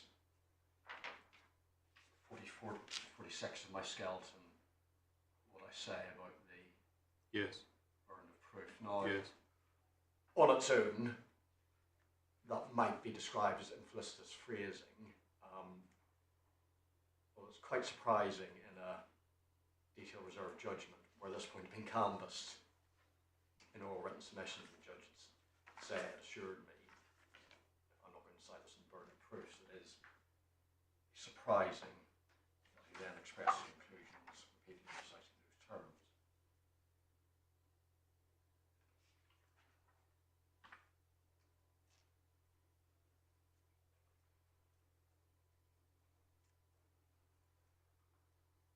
So, ladies and gentlemen, where that gets me, to bring round one to a conclusion, the judge should have, on basic common ground, found that Mr. Abdullah identified the claimant's potential hazard before the claimant stepped out before emergency braking. Mr. Abdullah recognised the need to reduce speed.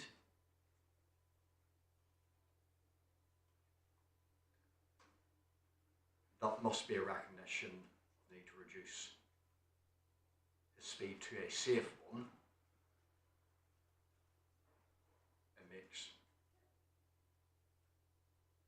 no sense to reduce to an unsafe speed, and that would not be compliant with the duty of care.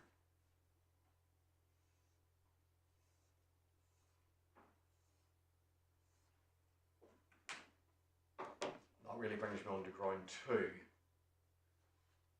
I think we've really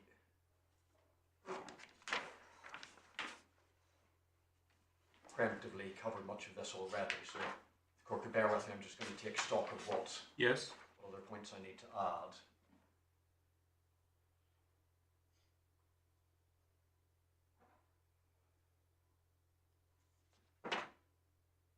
So I'm looking again at what one of the questions is, in the specific facts of this case, did the judge apply the correct standard of care?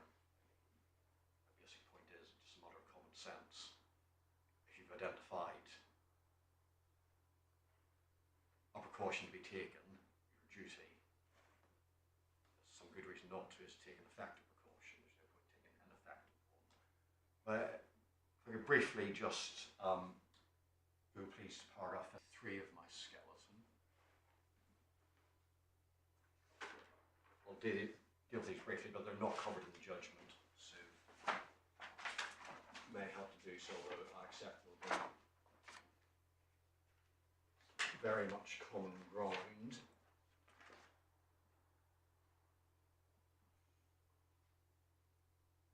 So can I just, you said because the driver identified the need to take precautions, Yes. it follows that there was a need to take effective precautions. Yes. Why does it follow? Well, actually, there's no point taking ineffective ones. That's No, but that's the what is whether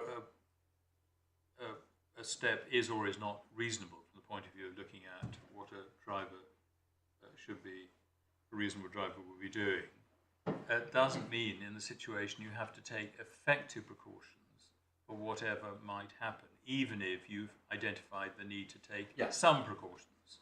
But there has to be a link, in my view, between your submission that a need to take precautions means that you have to take this specific precaution. In other words, slow down to a sufficient speed that you can stop if somebody steps off abruptly without looking. But my lord, I agree. I'm probably guilty again of slightly overstating that. I perhaps find it has to take reasonable steps to take effective precautions. I admit, on different facts, the position might be different. If Mr. Abdullah's evidence had been at stage 2, I slowed down as much as possible, but I did not have the opportunity to slow down more before she stepped out. That might be a different case, but that's not what the evidence is. No suggestion that he... Well, there's a distinction, isn't there? I mean, if he took precautions, then you ask yourself, what were the precautions he took? And were those precautions reasonable in the circumstances? Yes. And I well understand that you might say that on the basis of what he saw and what he perceived, he didn't do enough. That's a separate point. But why is there a... I still don't quite understand the way that you put it on this ground. Well, my lady is that he didn't do enough. Doing But enough that's your means- ground 2. Ground 2 is he didn't slow down. He didn't slow down enough, yes. Again, I go to the point that the basic duty, as far as reasonably possible, is to slow down to a safe speed. He simply didn't do that, and there's nothing in the evidence which explains why he didn't do that other than an error of judgment, which is negligent. Well, what there is a judge's finding that he wasn't obliged to, because she wasn't perceived, or couldn't reasonably have been perceived as being likely to walk out at that point. Well, I've hopefully, whether persuasive or not, already addressed that. First of all, I say it's not have to be a likelihood before you react. Indeed, that's not. I mean, the problem from your point of view, Mr. Roy, speaking entirely for myself, is the further away from the point of impact of the accident, the worse it is, because you're less likely to have to take precautions than if you see somebody moving towards the curb and about to step out. Well, again, my lady, it's very... Just seeing a pedestrian walking along the road who could go anywhere, Yes. frankly, isn't necessarily going to trigger a bus driver having to put his brakes on. No, but he saw her moving towards a crossing point and on his own evidence did decrease speed, and my point simply should have decreased it more, so it was decreased to a safe speed. That's the content of the duty now. In other cases, there might have been reasons why that wasn't reasonably possible, but that's not this case in my submission. Right. Yes. So as deal with these points hopefully quite briskly, paragraph 53, we have familiar provisions of the Highway Code. There is an emphasis, certainly in paragraph 146, of anticipation. And that perhaps feeds into the point I've been endeavouring to make, that compliance with a driver's duty of care does not entail waiting until a hazard becomes likely before one takes effective measures or against realistic possibilities. Obviously not fanciful ones, but realistic ones.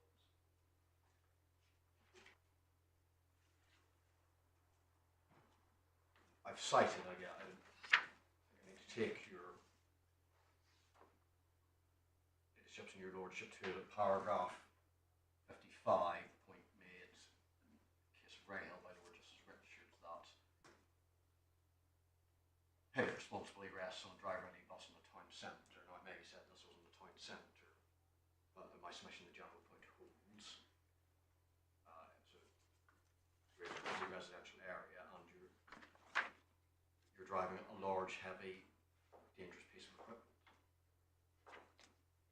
The duty of care is, of course, the standard of care is context specific. But if you're driving a bus, it's quite a high one. What is reasonable depends what you're controlling.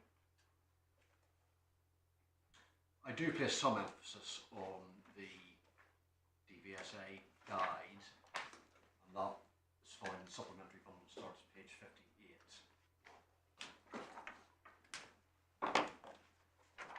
Because this is the official guidance specifically directed at professional drivers and Yes. large heavy vehicles.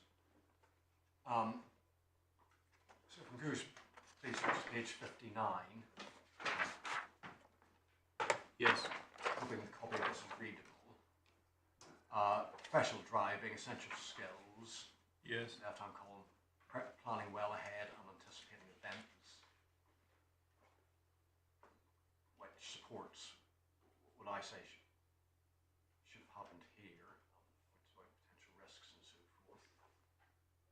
says sometimes we'll have to allow for the ignorance of other road users.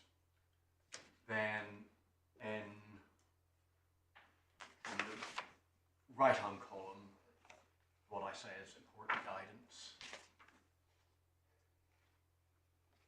Must always travel at the correct speed and ready for next manoeuvre. You should never have to do anything at the last minute. If you get caught out, you've got it wrong.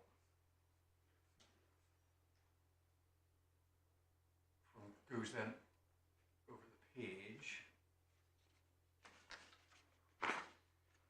There's on the left, there's a column awareness, stress planning ahead, anticipating.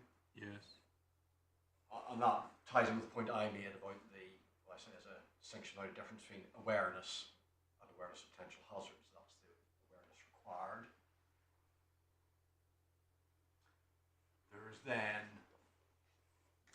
on the what we call the second column from the left, anticipation. Yes. Not an excuse for being taken by surprise when you're driving. Almost every event is predictable to some extent. It's concerned with prepare for possibilities, and I would say possibilities rather than probabilities, in all situations, especially where you can never be completely sure of what other road users will do. Remember, you'll be able to brake or swerve like lighter, smaller vehicles can. Towards the bottom of that column, problems arise, particularly when you're unsure what vulnerable users tend to do, which is the case here. Try to prepare for all possibilities. And I say that this is both experts accepted by qualification that this properly reflected the required standard of bus driver. And my submission encapsulates where Mr. Abdullah went wrong when the claimant stepped off the pavement. He found himself having to react at the last minute. So he slowed down beforehand. I would observe that this guidance, I think it's mentioned once in passing, but the judge did not refer to it other than that.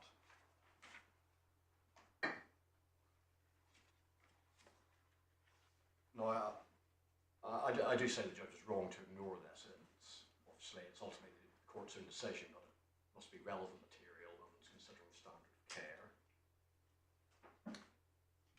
I've already accepted that in principle, a judge can disregard agreed expert evidence. Also accepted in principle, a judge can disregard authoritative guidance. So it follows again that in principle, it's open to a judge to disregard authoritative guidance endorsed by agreed expert evidence. But if you look, sorry to take you back to paragraph 80 of the judgment. Yes. In the middle of that, the judge says, I completely agree with the concept of anticipation, and a driver having to anticipate problems as part of his or her responsibilities to other road users. Yes. Doesn't that really reflect what you've just taken us to? To a limited degree, but as far as it does, it's not reflected in the judge's ultimate analysis and conclusions. Well, that depends. I mean, you know, so, yeah, but it depends, doesn't it? He said, what I was saying, so which part of this guidance do you say, you know, he should have, because you said anticipate problems, anticipate possibilities, so anticipate problems as part of his or her responsibilities. Indeed, it's the point that you anticipate problems so as we're heading off the path if you get caught out. Quite, but then, I know I've said it before, sorry, there was nothing about the claimant or her behaviour that should have put the driver on alert. So, well, why do you say he was wrong to say that? Well, for a stage 2, first of all, he doesn't say that, or at least not consistently. He uses the term potential danger, potential hazard. I understand your, but, you know, looking at the judgment as a whole, as we must, yes, he does there say there was nothing about the claimant or her behaviour that should have put the driver on alert when she was pavement side to begin with, and the evidence is scant as to what she was doing, where she was moving, etc. well, again, that I apologise if I'm No, don't worry. I'm probably asking the same question. So to be honest, first of all, that's Mr. Abdullah's evidence was I saw her moving, okay. and he Okay. reacted. No, he's not reacting unless to Yep. a non-existent hazard. Of Okay. course he saw it as a hazard. Yep. Thank you. And that's how it's described in my learned friend's submissions, precautionary, which means hazard, judgment. Yeah. Thank you. So getting caught out means that you find yourself slamming on the brakes, not trying to stop. That's. Yes. I should be very, very clear. I don't want to be overly critical of Mr. Abdullah here, but the point I'm making is that I'm not saying this is an egregiously bad bit of driving at all. It's not. He wasn't prosecuted. No, absolutely.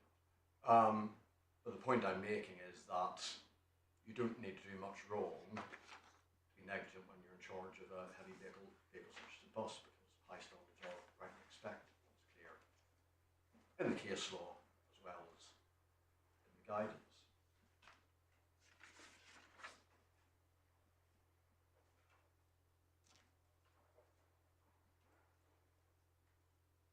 I, of course, accept such guidance needs to be applied with realism and common sense.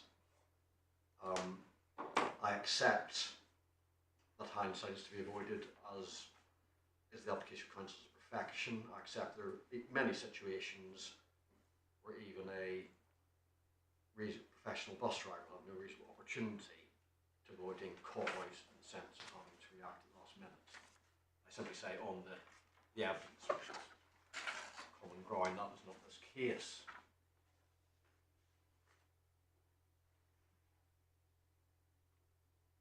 Holding that Mr. Abdullah fell below the reasonable standards here would not be a counsel of perfection, it would be judging against the accepted standard as reflected, for example, in the guide. Nor, in a related point, was to say true agony of the moment situation. First of all, as we've seen on any view, Mr. Abdullah was aware of the claimant for what might be in relative terms for traffic accident quite some time. But it also rather begs the question that the point is that at stage 2, Mr. Abdullah should have slowed down sufficiently so that stage 3 did not become an agony of the moment, or not, at least not irredeemably so. I don't mean at all to simplify your arguments, but that's really the core of it, isn't it? Yes. Again, it's simplifying myself. He's recognised the need to reduce his speed to a safe speed. Not try to reduce an unsafe speed, but he's able to achieve that.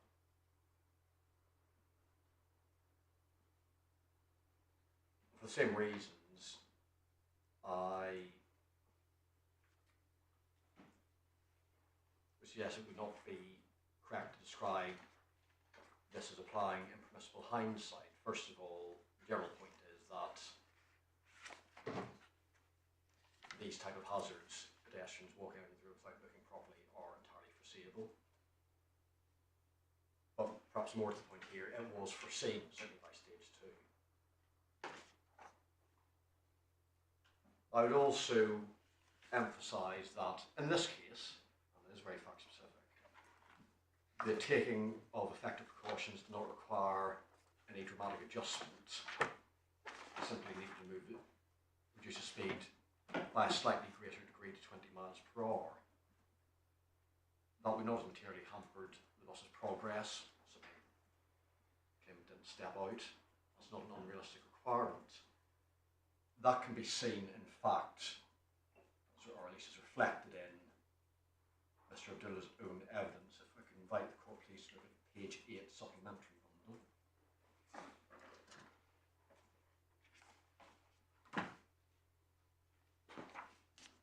Paragraph 18. So this is Mr. Abdullah describing stage 1, and he says at that stage speed was certainly no more than 20 to 25 miles an hour. So even at stage 3, for the claimant's moving towards the crossing point, Mr. Abdullah's evidence is in terms, I would say, not 20 miles an hour was a reasonable speed for him to be going at. So logically, it would certainly be a reasonable speed to decrease to at stage 2. And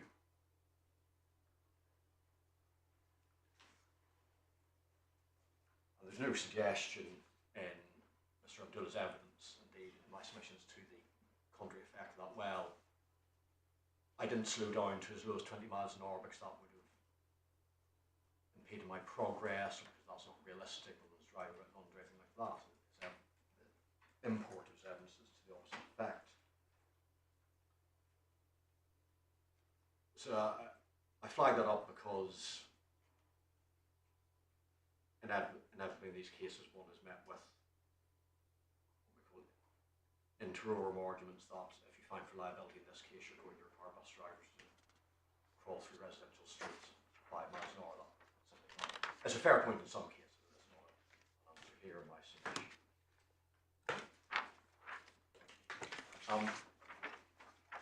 My ladies and my lord, my learned friends cited numerous cases, or cited numerous, same as me, 5.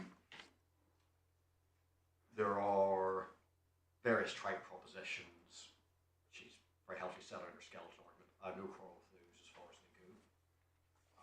I do say that they're not answering this case. Beyond that, I suggest these decisions are fact specific. Don't really tell us much of anything. That's how the principles apply to the evidence in this case. So I don't propose to embark upon an analysis of those cases at this point beyond making those headline points. In terms of, I'm looking here at paragraph 64 and 65 of my skeleton.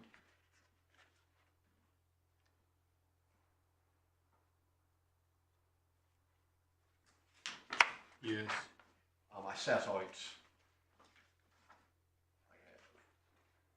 again this is going further than I say I need to, because my case can be more simply than that. I do set out factors which I say were relevant when one was asking the question, was it reasonable to require or to expect Mr. Abdullah to slow him down to a safe stopping speed of 20 miles an hour? Well, he was aware himself the risk of pedestrians stepping the road. He knows this. Driving a large heavy vehicle will take longer to stop. He was or should have been aware of what the highway code of the guides say. Relatively built up area and so forth. I've said them out in writing, but both experts agree these are all relevant factors. And at the very least, I would flag this up as showing this, as far as the court were persuaded that liability would attach here, it would be a very fact-specific finding.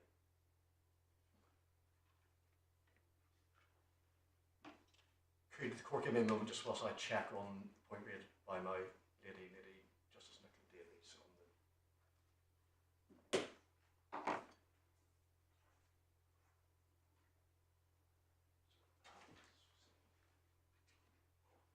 so look at the core, this is on the 2-second point, look at the core bundle, Yes. page 48.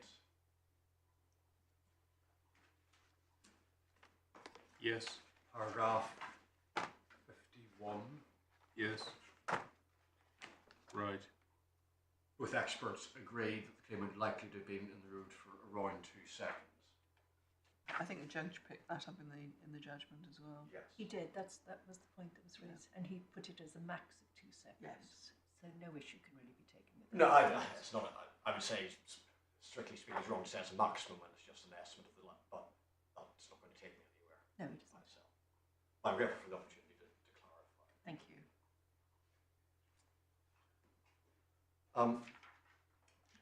Subject to any further points from the court, that's all I would say in ground 2. The court has, I'm sure, a view as to the arguments and how they're put.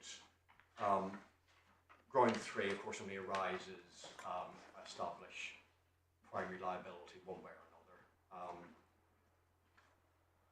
I'll deal with it very, very briskly because again, that both parties have set out the case in some detail in writing.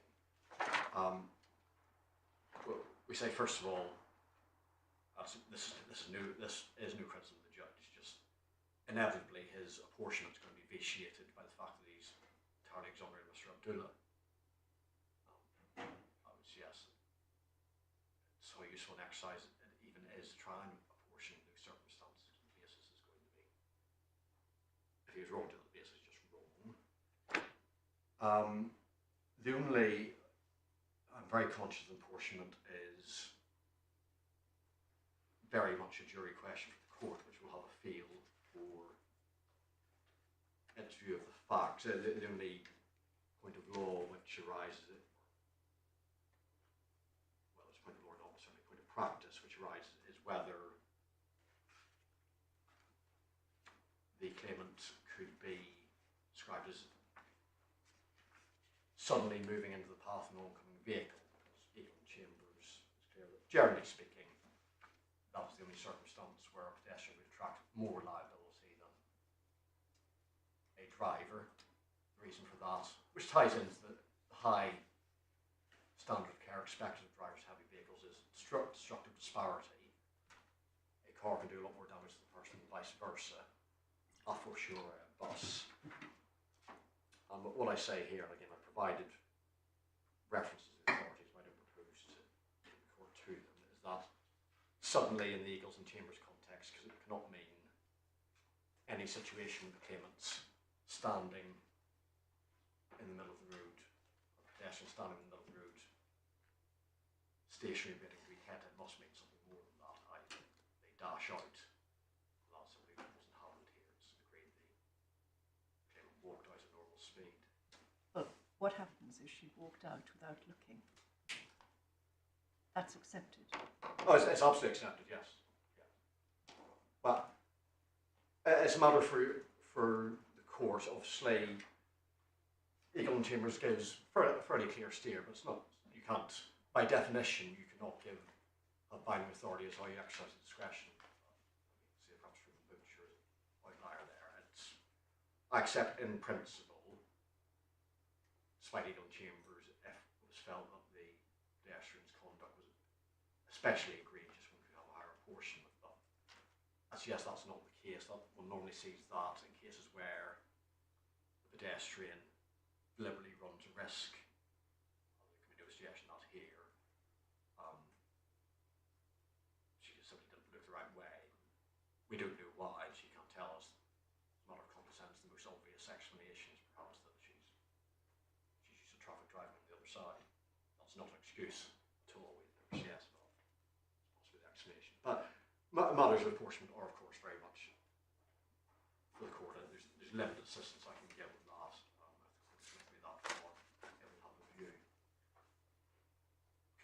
My ladies, my lord, just give me a moment to check behind me, please.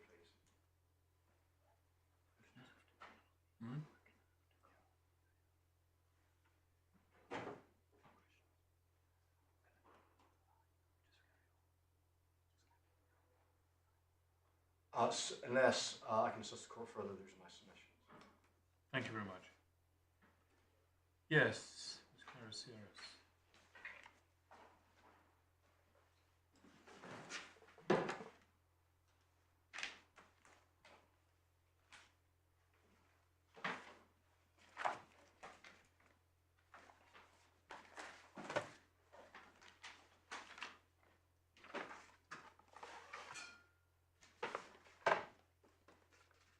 My ladies, my lord, I'm in the court's hands as to how I can best assist you with my submissions.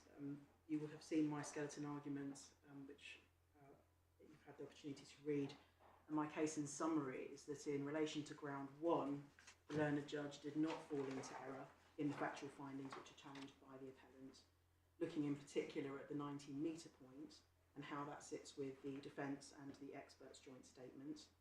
But even if the court were to find that the judge did fall into error in relation to any of the factual findings challenged, in my submission any such errors were of no consequence.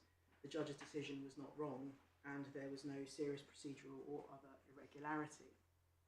In relation to ground 2, I say that the learned judge applied the correct standard of care consistent with well-established authority, and even if factual findings as to the 90 metres have been made by the court at first instance, for example, the standard which the appellant advocates for is, in my submission, a counsel of perfection, and the claim would still have failed.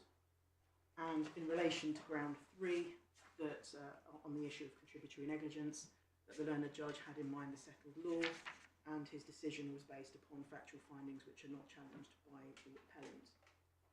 So turning first of all, if I may, to ground 1. I must say, speaking for myself, Ms. Counsellor, it seems that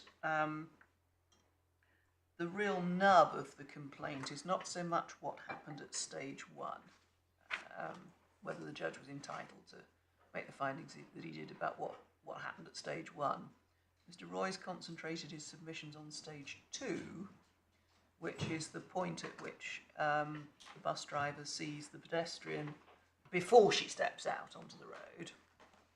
And there are 2 points he's made. One is about the distances, that the findings in relation to the bus being nearer to the pedestrian,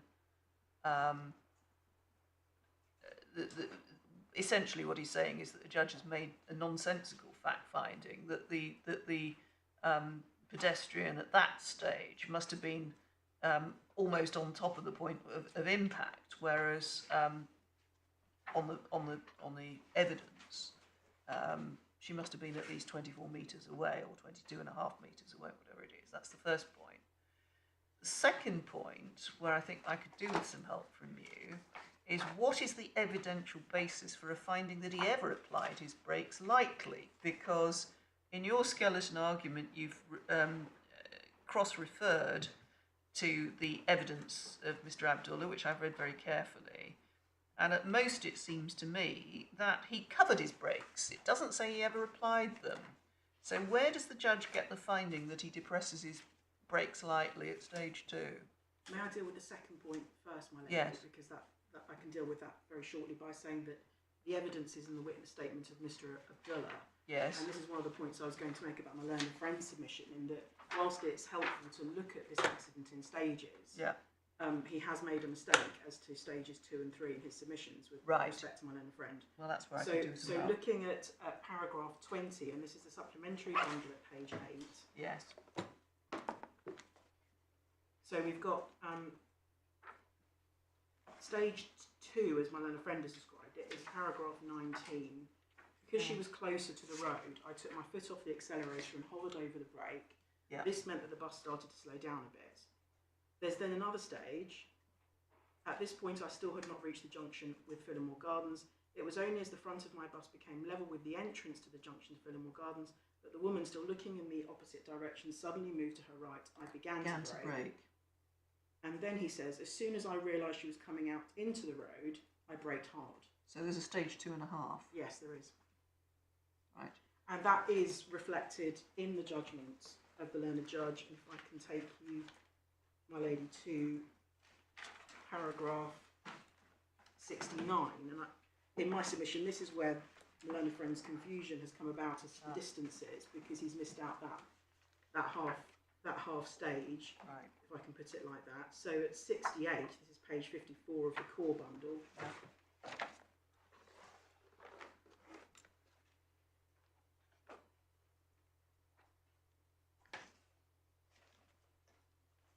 Yes. The learned judge says at 68, I find as a matter of fact that Mr. Abdullah did notice the claimant moving towards the curb at around the time when he was getting nearer to the accident location. And then further on, he says this is likely to have been when the bus was in the vicinity of Phillimore Gardens. And that is where he says that was raising awareness of a potential hazard. He So described it as an awareness. that's reflecting paragraph 20 of Mr. Abdullah. That's paragraph 19 of Mr. Abdullah's statement. Oh. And then when we get to 69, this is where it's the stages merge. So I find as a matter of fact that Mr. Abdullah had eased off the accelerator and had covered his brakes. That's paragraph 19 of the statement. Yeah. And then the judge says this, and then depressed his brakes slightly when approaching the traffic island that stage. in reaction to seeing the claimant move towards the pavement. Right, so that's paragraph 20. There was a further movement towards the pavement, which prompted the braking, and then when it became clear that she was stepping into the road, there was then the hard braking that's also described in Mr. Abdullah's statement. And in my submission, it's important to bear in mind that whilst we're looking at stages in a sequence of events, this is a dynamic and fast-moving situation. So there is, so Mr. Abdullah eased off the accelerator, covered his brakes, he carries on moving forward. He then sees the claimant moving closer towards the curb. He depresses his brakes, then realises that she's coming out in front of him, brakes hard, and that is the moment that one witness described Mr. Abdullah saying words to the effect of, "Oh my God, no," when she's stepping out, and then he brakes hard, and unfortunately he's unable to avoid her. So there is an extra stage, and that in my submission answers the question about where the court can find the evidence which supports that finding, but it also answers my learned friend's point about the distances. Yeah, now on distances, I'm not saying this critically, but I think it can fairly be said that was not properly covered in the skeleton argument. So deal with that distance point, please. Not your skeleton argument. I'm talking about the appellant's skeleton argument. Yes, my lady, of course. I hadn't understood this to be an issue, but I would of course deal with it.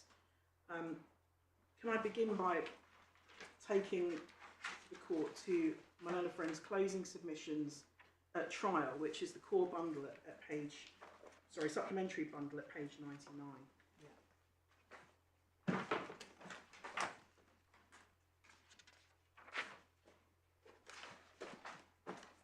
Yes.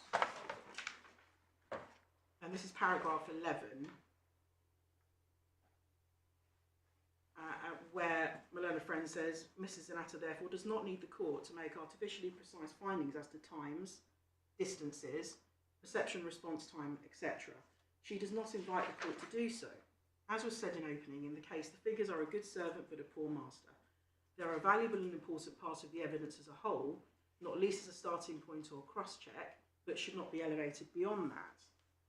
And that point is relevant in my submission both to the criticism that my learned friend makes about the 90-metre point, but also to the criticism that my learned friend now makes about the judge's findings on the position at which things have happened, but also being careful not to make specific findings about actual distances. So, having said to the judge, well, we're not asking you to make artificial findings, they are now criticising him for not having done so. And in my submission, those criticisms are not fair. Well, I think the criticism is not so much about the absence of artificial findings, but as I understood Mr. Roy's point on paragraph 68, that he made a finding that was an absurd finding, which was that the bus was closer to the pedestrian at the stage which is still described as stage 2, not 2.5, which was even closer to the point of impact than the agreed distance at stage 3.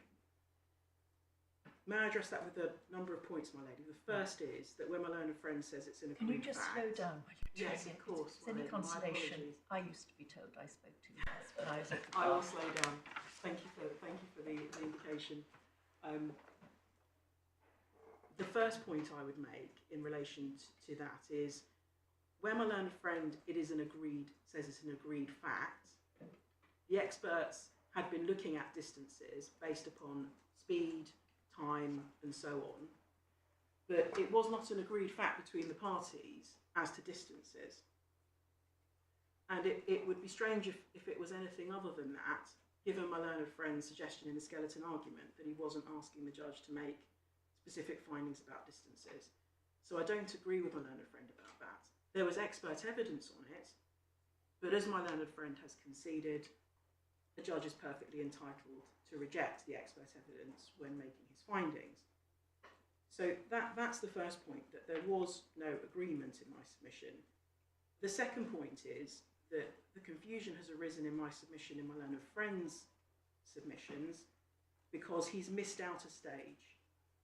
So paragraph 68 of the judgment at page 54 is an earlier stage when Mr. Abdullah has eased off the accelerator and covered his brakes, and there's a later stage of depressed his brakes slightly when approaching the traffic island in reaction to seeing the claimant. So what I've called stage 2 and stage 2.5. So stage 2.5. So stage 2 is the stage where the judge says in paragraph 68, I'm not prepared to say artificially, but the front of the bus would have been exactly 24.3 metres from the position of the claimant when he first saw her moving towards the road. That is artificial. That's stage 2. Yeah. In By fact, she stage must have been 2.5. more than 24.3 metres away on any view. She must have been, because at stage 3, you've got 2 experts who give a range of 22.65 and 24. And I take your point about there being expert evidence, but there's no other evidence to gainsay what they say in relation to the stopping distance based upon the 2 seconds she's been in the road and the point of impact. So, as I understand it, at the point at which she steps out into the traffic, the bus is up to 24 metres away, possibly 22.65, and that's too close for him to miss her at the speed that he's going. So, if you apply a bit of logic to it, it's got to have been further away than that, maybe not much, but further away than that at stage 2, and possibly not much further away than that at stage 2.5. Now, I think that must be so. May I just take a moment, my lady? Yeah.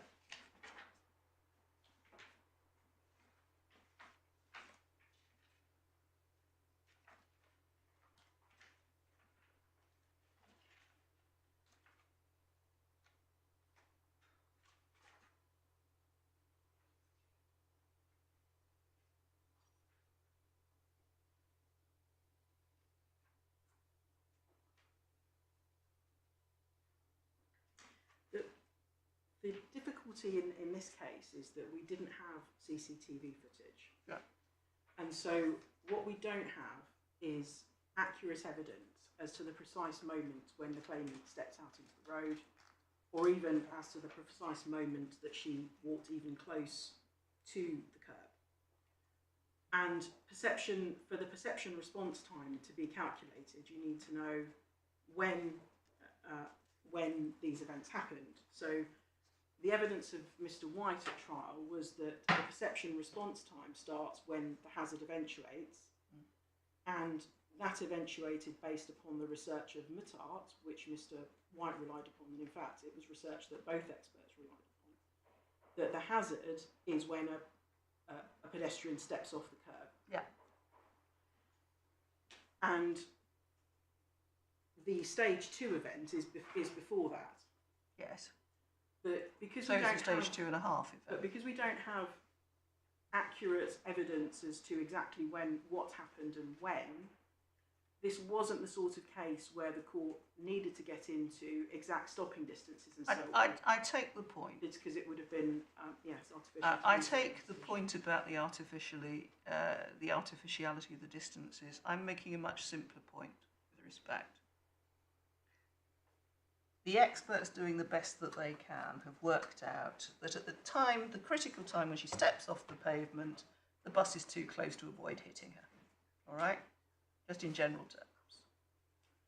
It must mean, as a matter of natural logic, that the bus was further away from her than that at the earlier stage before she steps off the pavement. Yes? Yes. Now, if that is so, then if the judge makes a finding that the bus is closer than the bus is closer at that earlier stage than the experts between them have given us a range of the stopping distances, it's a bit difficult to understand what justifies that finding. It may not matter, but it's just a bit peculiar. In my submission, the answer lies in stage 2.5 to adopt my lady. Right. Which is why I thought stage 2.5 might be what was being addressed by the judge at the very end of 68, but you say no, it's stage 2. So, yes, my understanding of the judgment is that when he's talking about stage 2, which is the stage when Mr. Abdullah had eased off the accelerator and covered his brake, Yeah. that was the stage at which, in paragraph 68, The learned judge said, I'm not prepared to say artificially Yeah. that the front of the bus would have been exactly 24.3 metres from the position of the claimant when he first saw her moving towards the road. Yeah. We then have the stage 2.5. Is that the which bit beginning bearing in mind?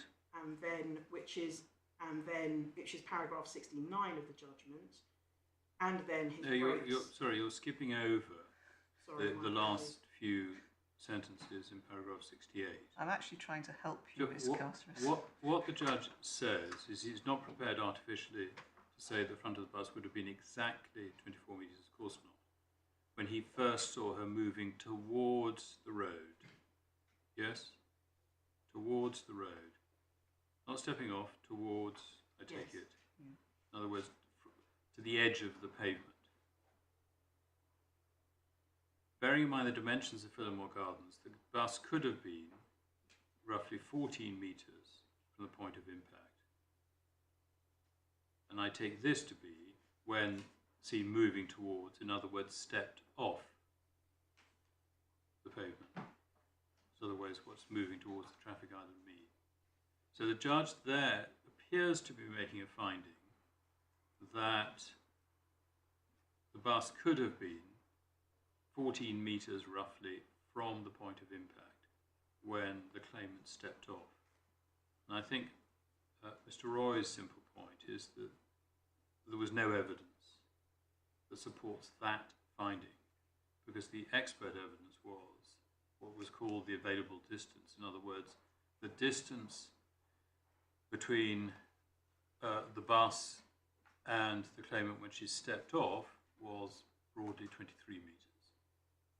So where is the evidence that supports that? First of all, we're not dealing with the consequences, just whether these findings are sustainable on the evidence. Where's the evidence to support that conclusion? My Lord, just to be clear, specifically the conclusion that you're asking. Could me to have address. been around 9.7 metres closer.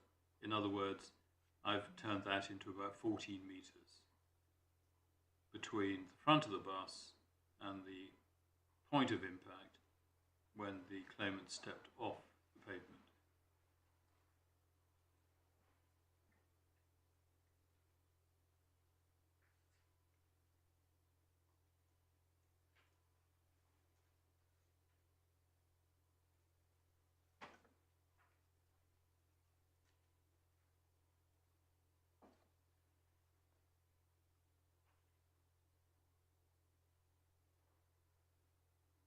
My Lord, what I understand the judge to be saying about the 9.7 metres is that relates to the dimensions of Phillimore Gardens, and that therefore that's an explanation as to why 24.3 metres can't be precise. Yeah, what he's saying is, bearing in mind those dimensions, the bus could have been around, could be just 10 metres closer to the traffic island. So if you take 10 metres, he's saying, I'm not prepared to say 24, I'm going to knock 10 off that. So that could be 15. So it could be 14, 15. Yes.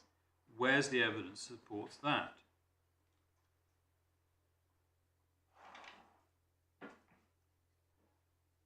Because the experts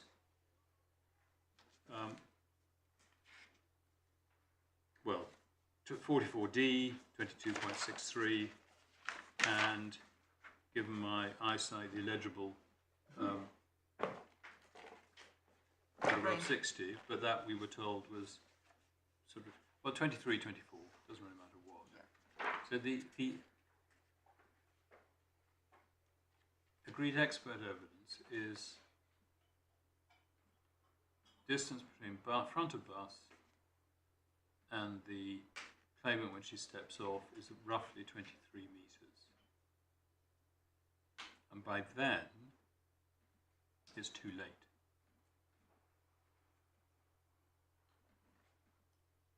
Well, what we don't have, unfortunately, are the actual experts' reports in the bundles. What we have are only the joint statements. Well, This is their own expert evidence wouldn't result from that, because you anticipate that the joint statement is going to accurately reflect the range. And the range is as my Lord says it is. So in the absence of any extraneous evidence, speaking for myself, I can't see how the judge gets there. And on my reading, my lord may well be right, and there may not be very much difference between stage 2.5 and stage 3. But the judge is actually putting the bus closer at a slightly preceding stage, which is before she steps off. So what he's saying is that even at the stage where she's not even stepped off the pavement yet, but she looks as if she might be about to, the bus is too close to her for there to be any reasonable thing that he could do to stop. Now, it may not matter at all, because whether it's 15 metres or 22, everybody seems to agree that even at 22 he couldn't have stopped. But it just does seem to me to be a rather peculiar fact-finding when, if you look at the evidence properly. So, my lady, this demonstrates in my submission the dangers of the judge making a precise finding and precisely why he didn't make a precise finding. The clear finding that he has made is in paragraph 68, fourth line down, as to when the second stage was. This is likely to have been when the bus was in the vicinity of Phillimore Gardens. He then very carefully says, I'm not prepared to say artificially exactly when that was. And he says that is artificial.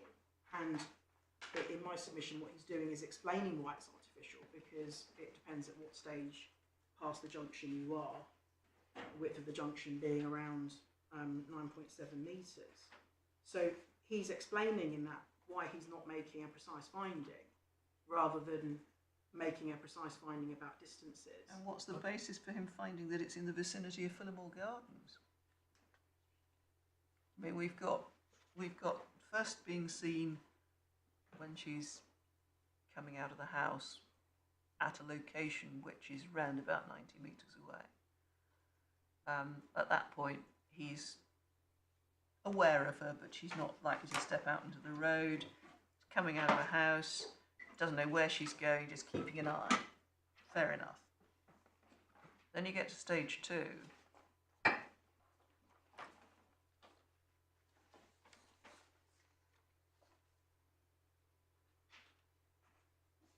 I think that really comes from his witness statement, doesn't it? Yeah. It does. It's paragraph 20.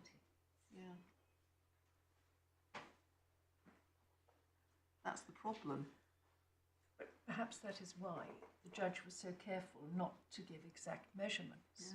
And one sees it at paragraph 70, where he's dealing with the moment when the claimant steps into the road. Which is the critical moment, really. Yeah, and he says, I'm not going to go so far as to say this was on balance 10 or up to 20 metres. It was close proximity. Within that range of distances, though, which is the problem. Yeah.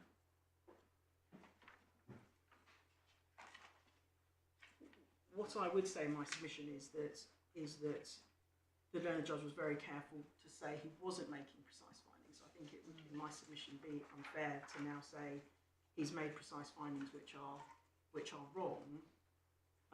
This is also something which was not, with respect to Moylan friend, part of his appeal nor part of his grounds of appeal. So this is the first opportunity that we've had to consider these arguments and respond to them.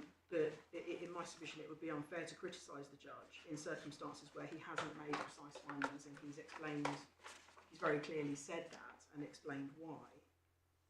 And we also have the point about this being a dynamic situation where the bus is moving forward. Well, I think possibly the short answer to it is that it doesn't matter, because even if the judge got it wrong and placed the bus closer to the pedestrian at the point when she walks off the pavement, and even if he wasn't justified in doing that, let's just assume that for the moment, it doesn't matter at all, because even on the joint expert statement, the range of distances that they give, which are a bit further away, are still too close for the bus driver to have done anything about it. And that's probably the short answer, isn't it? Well, should we stop there anyway, so you can have time to look through and reflect on this? And we'll start again at 2 o'clock. What's raised?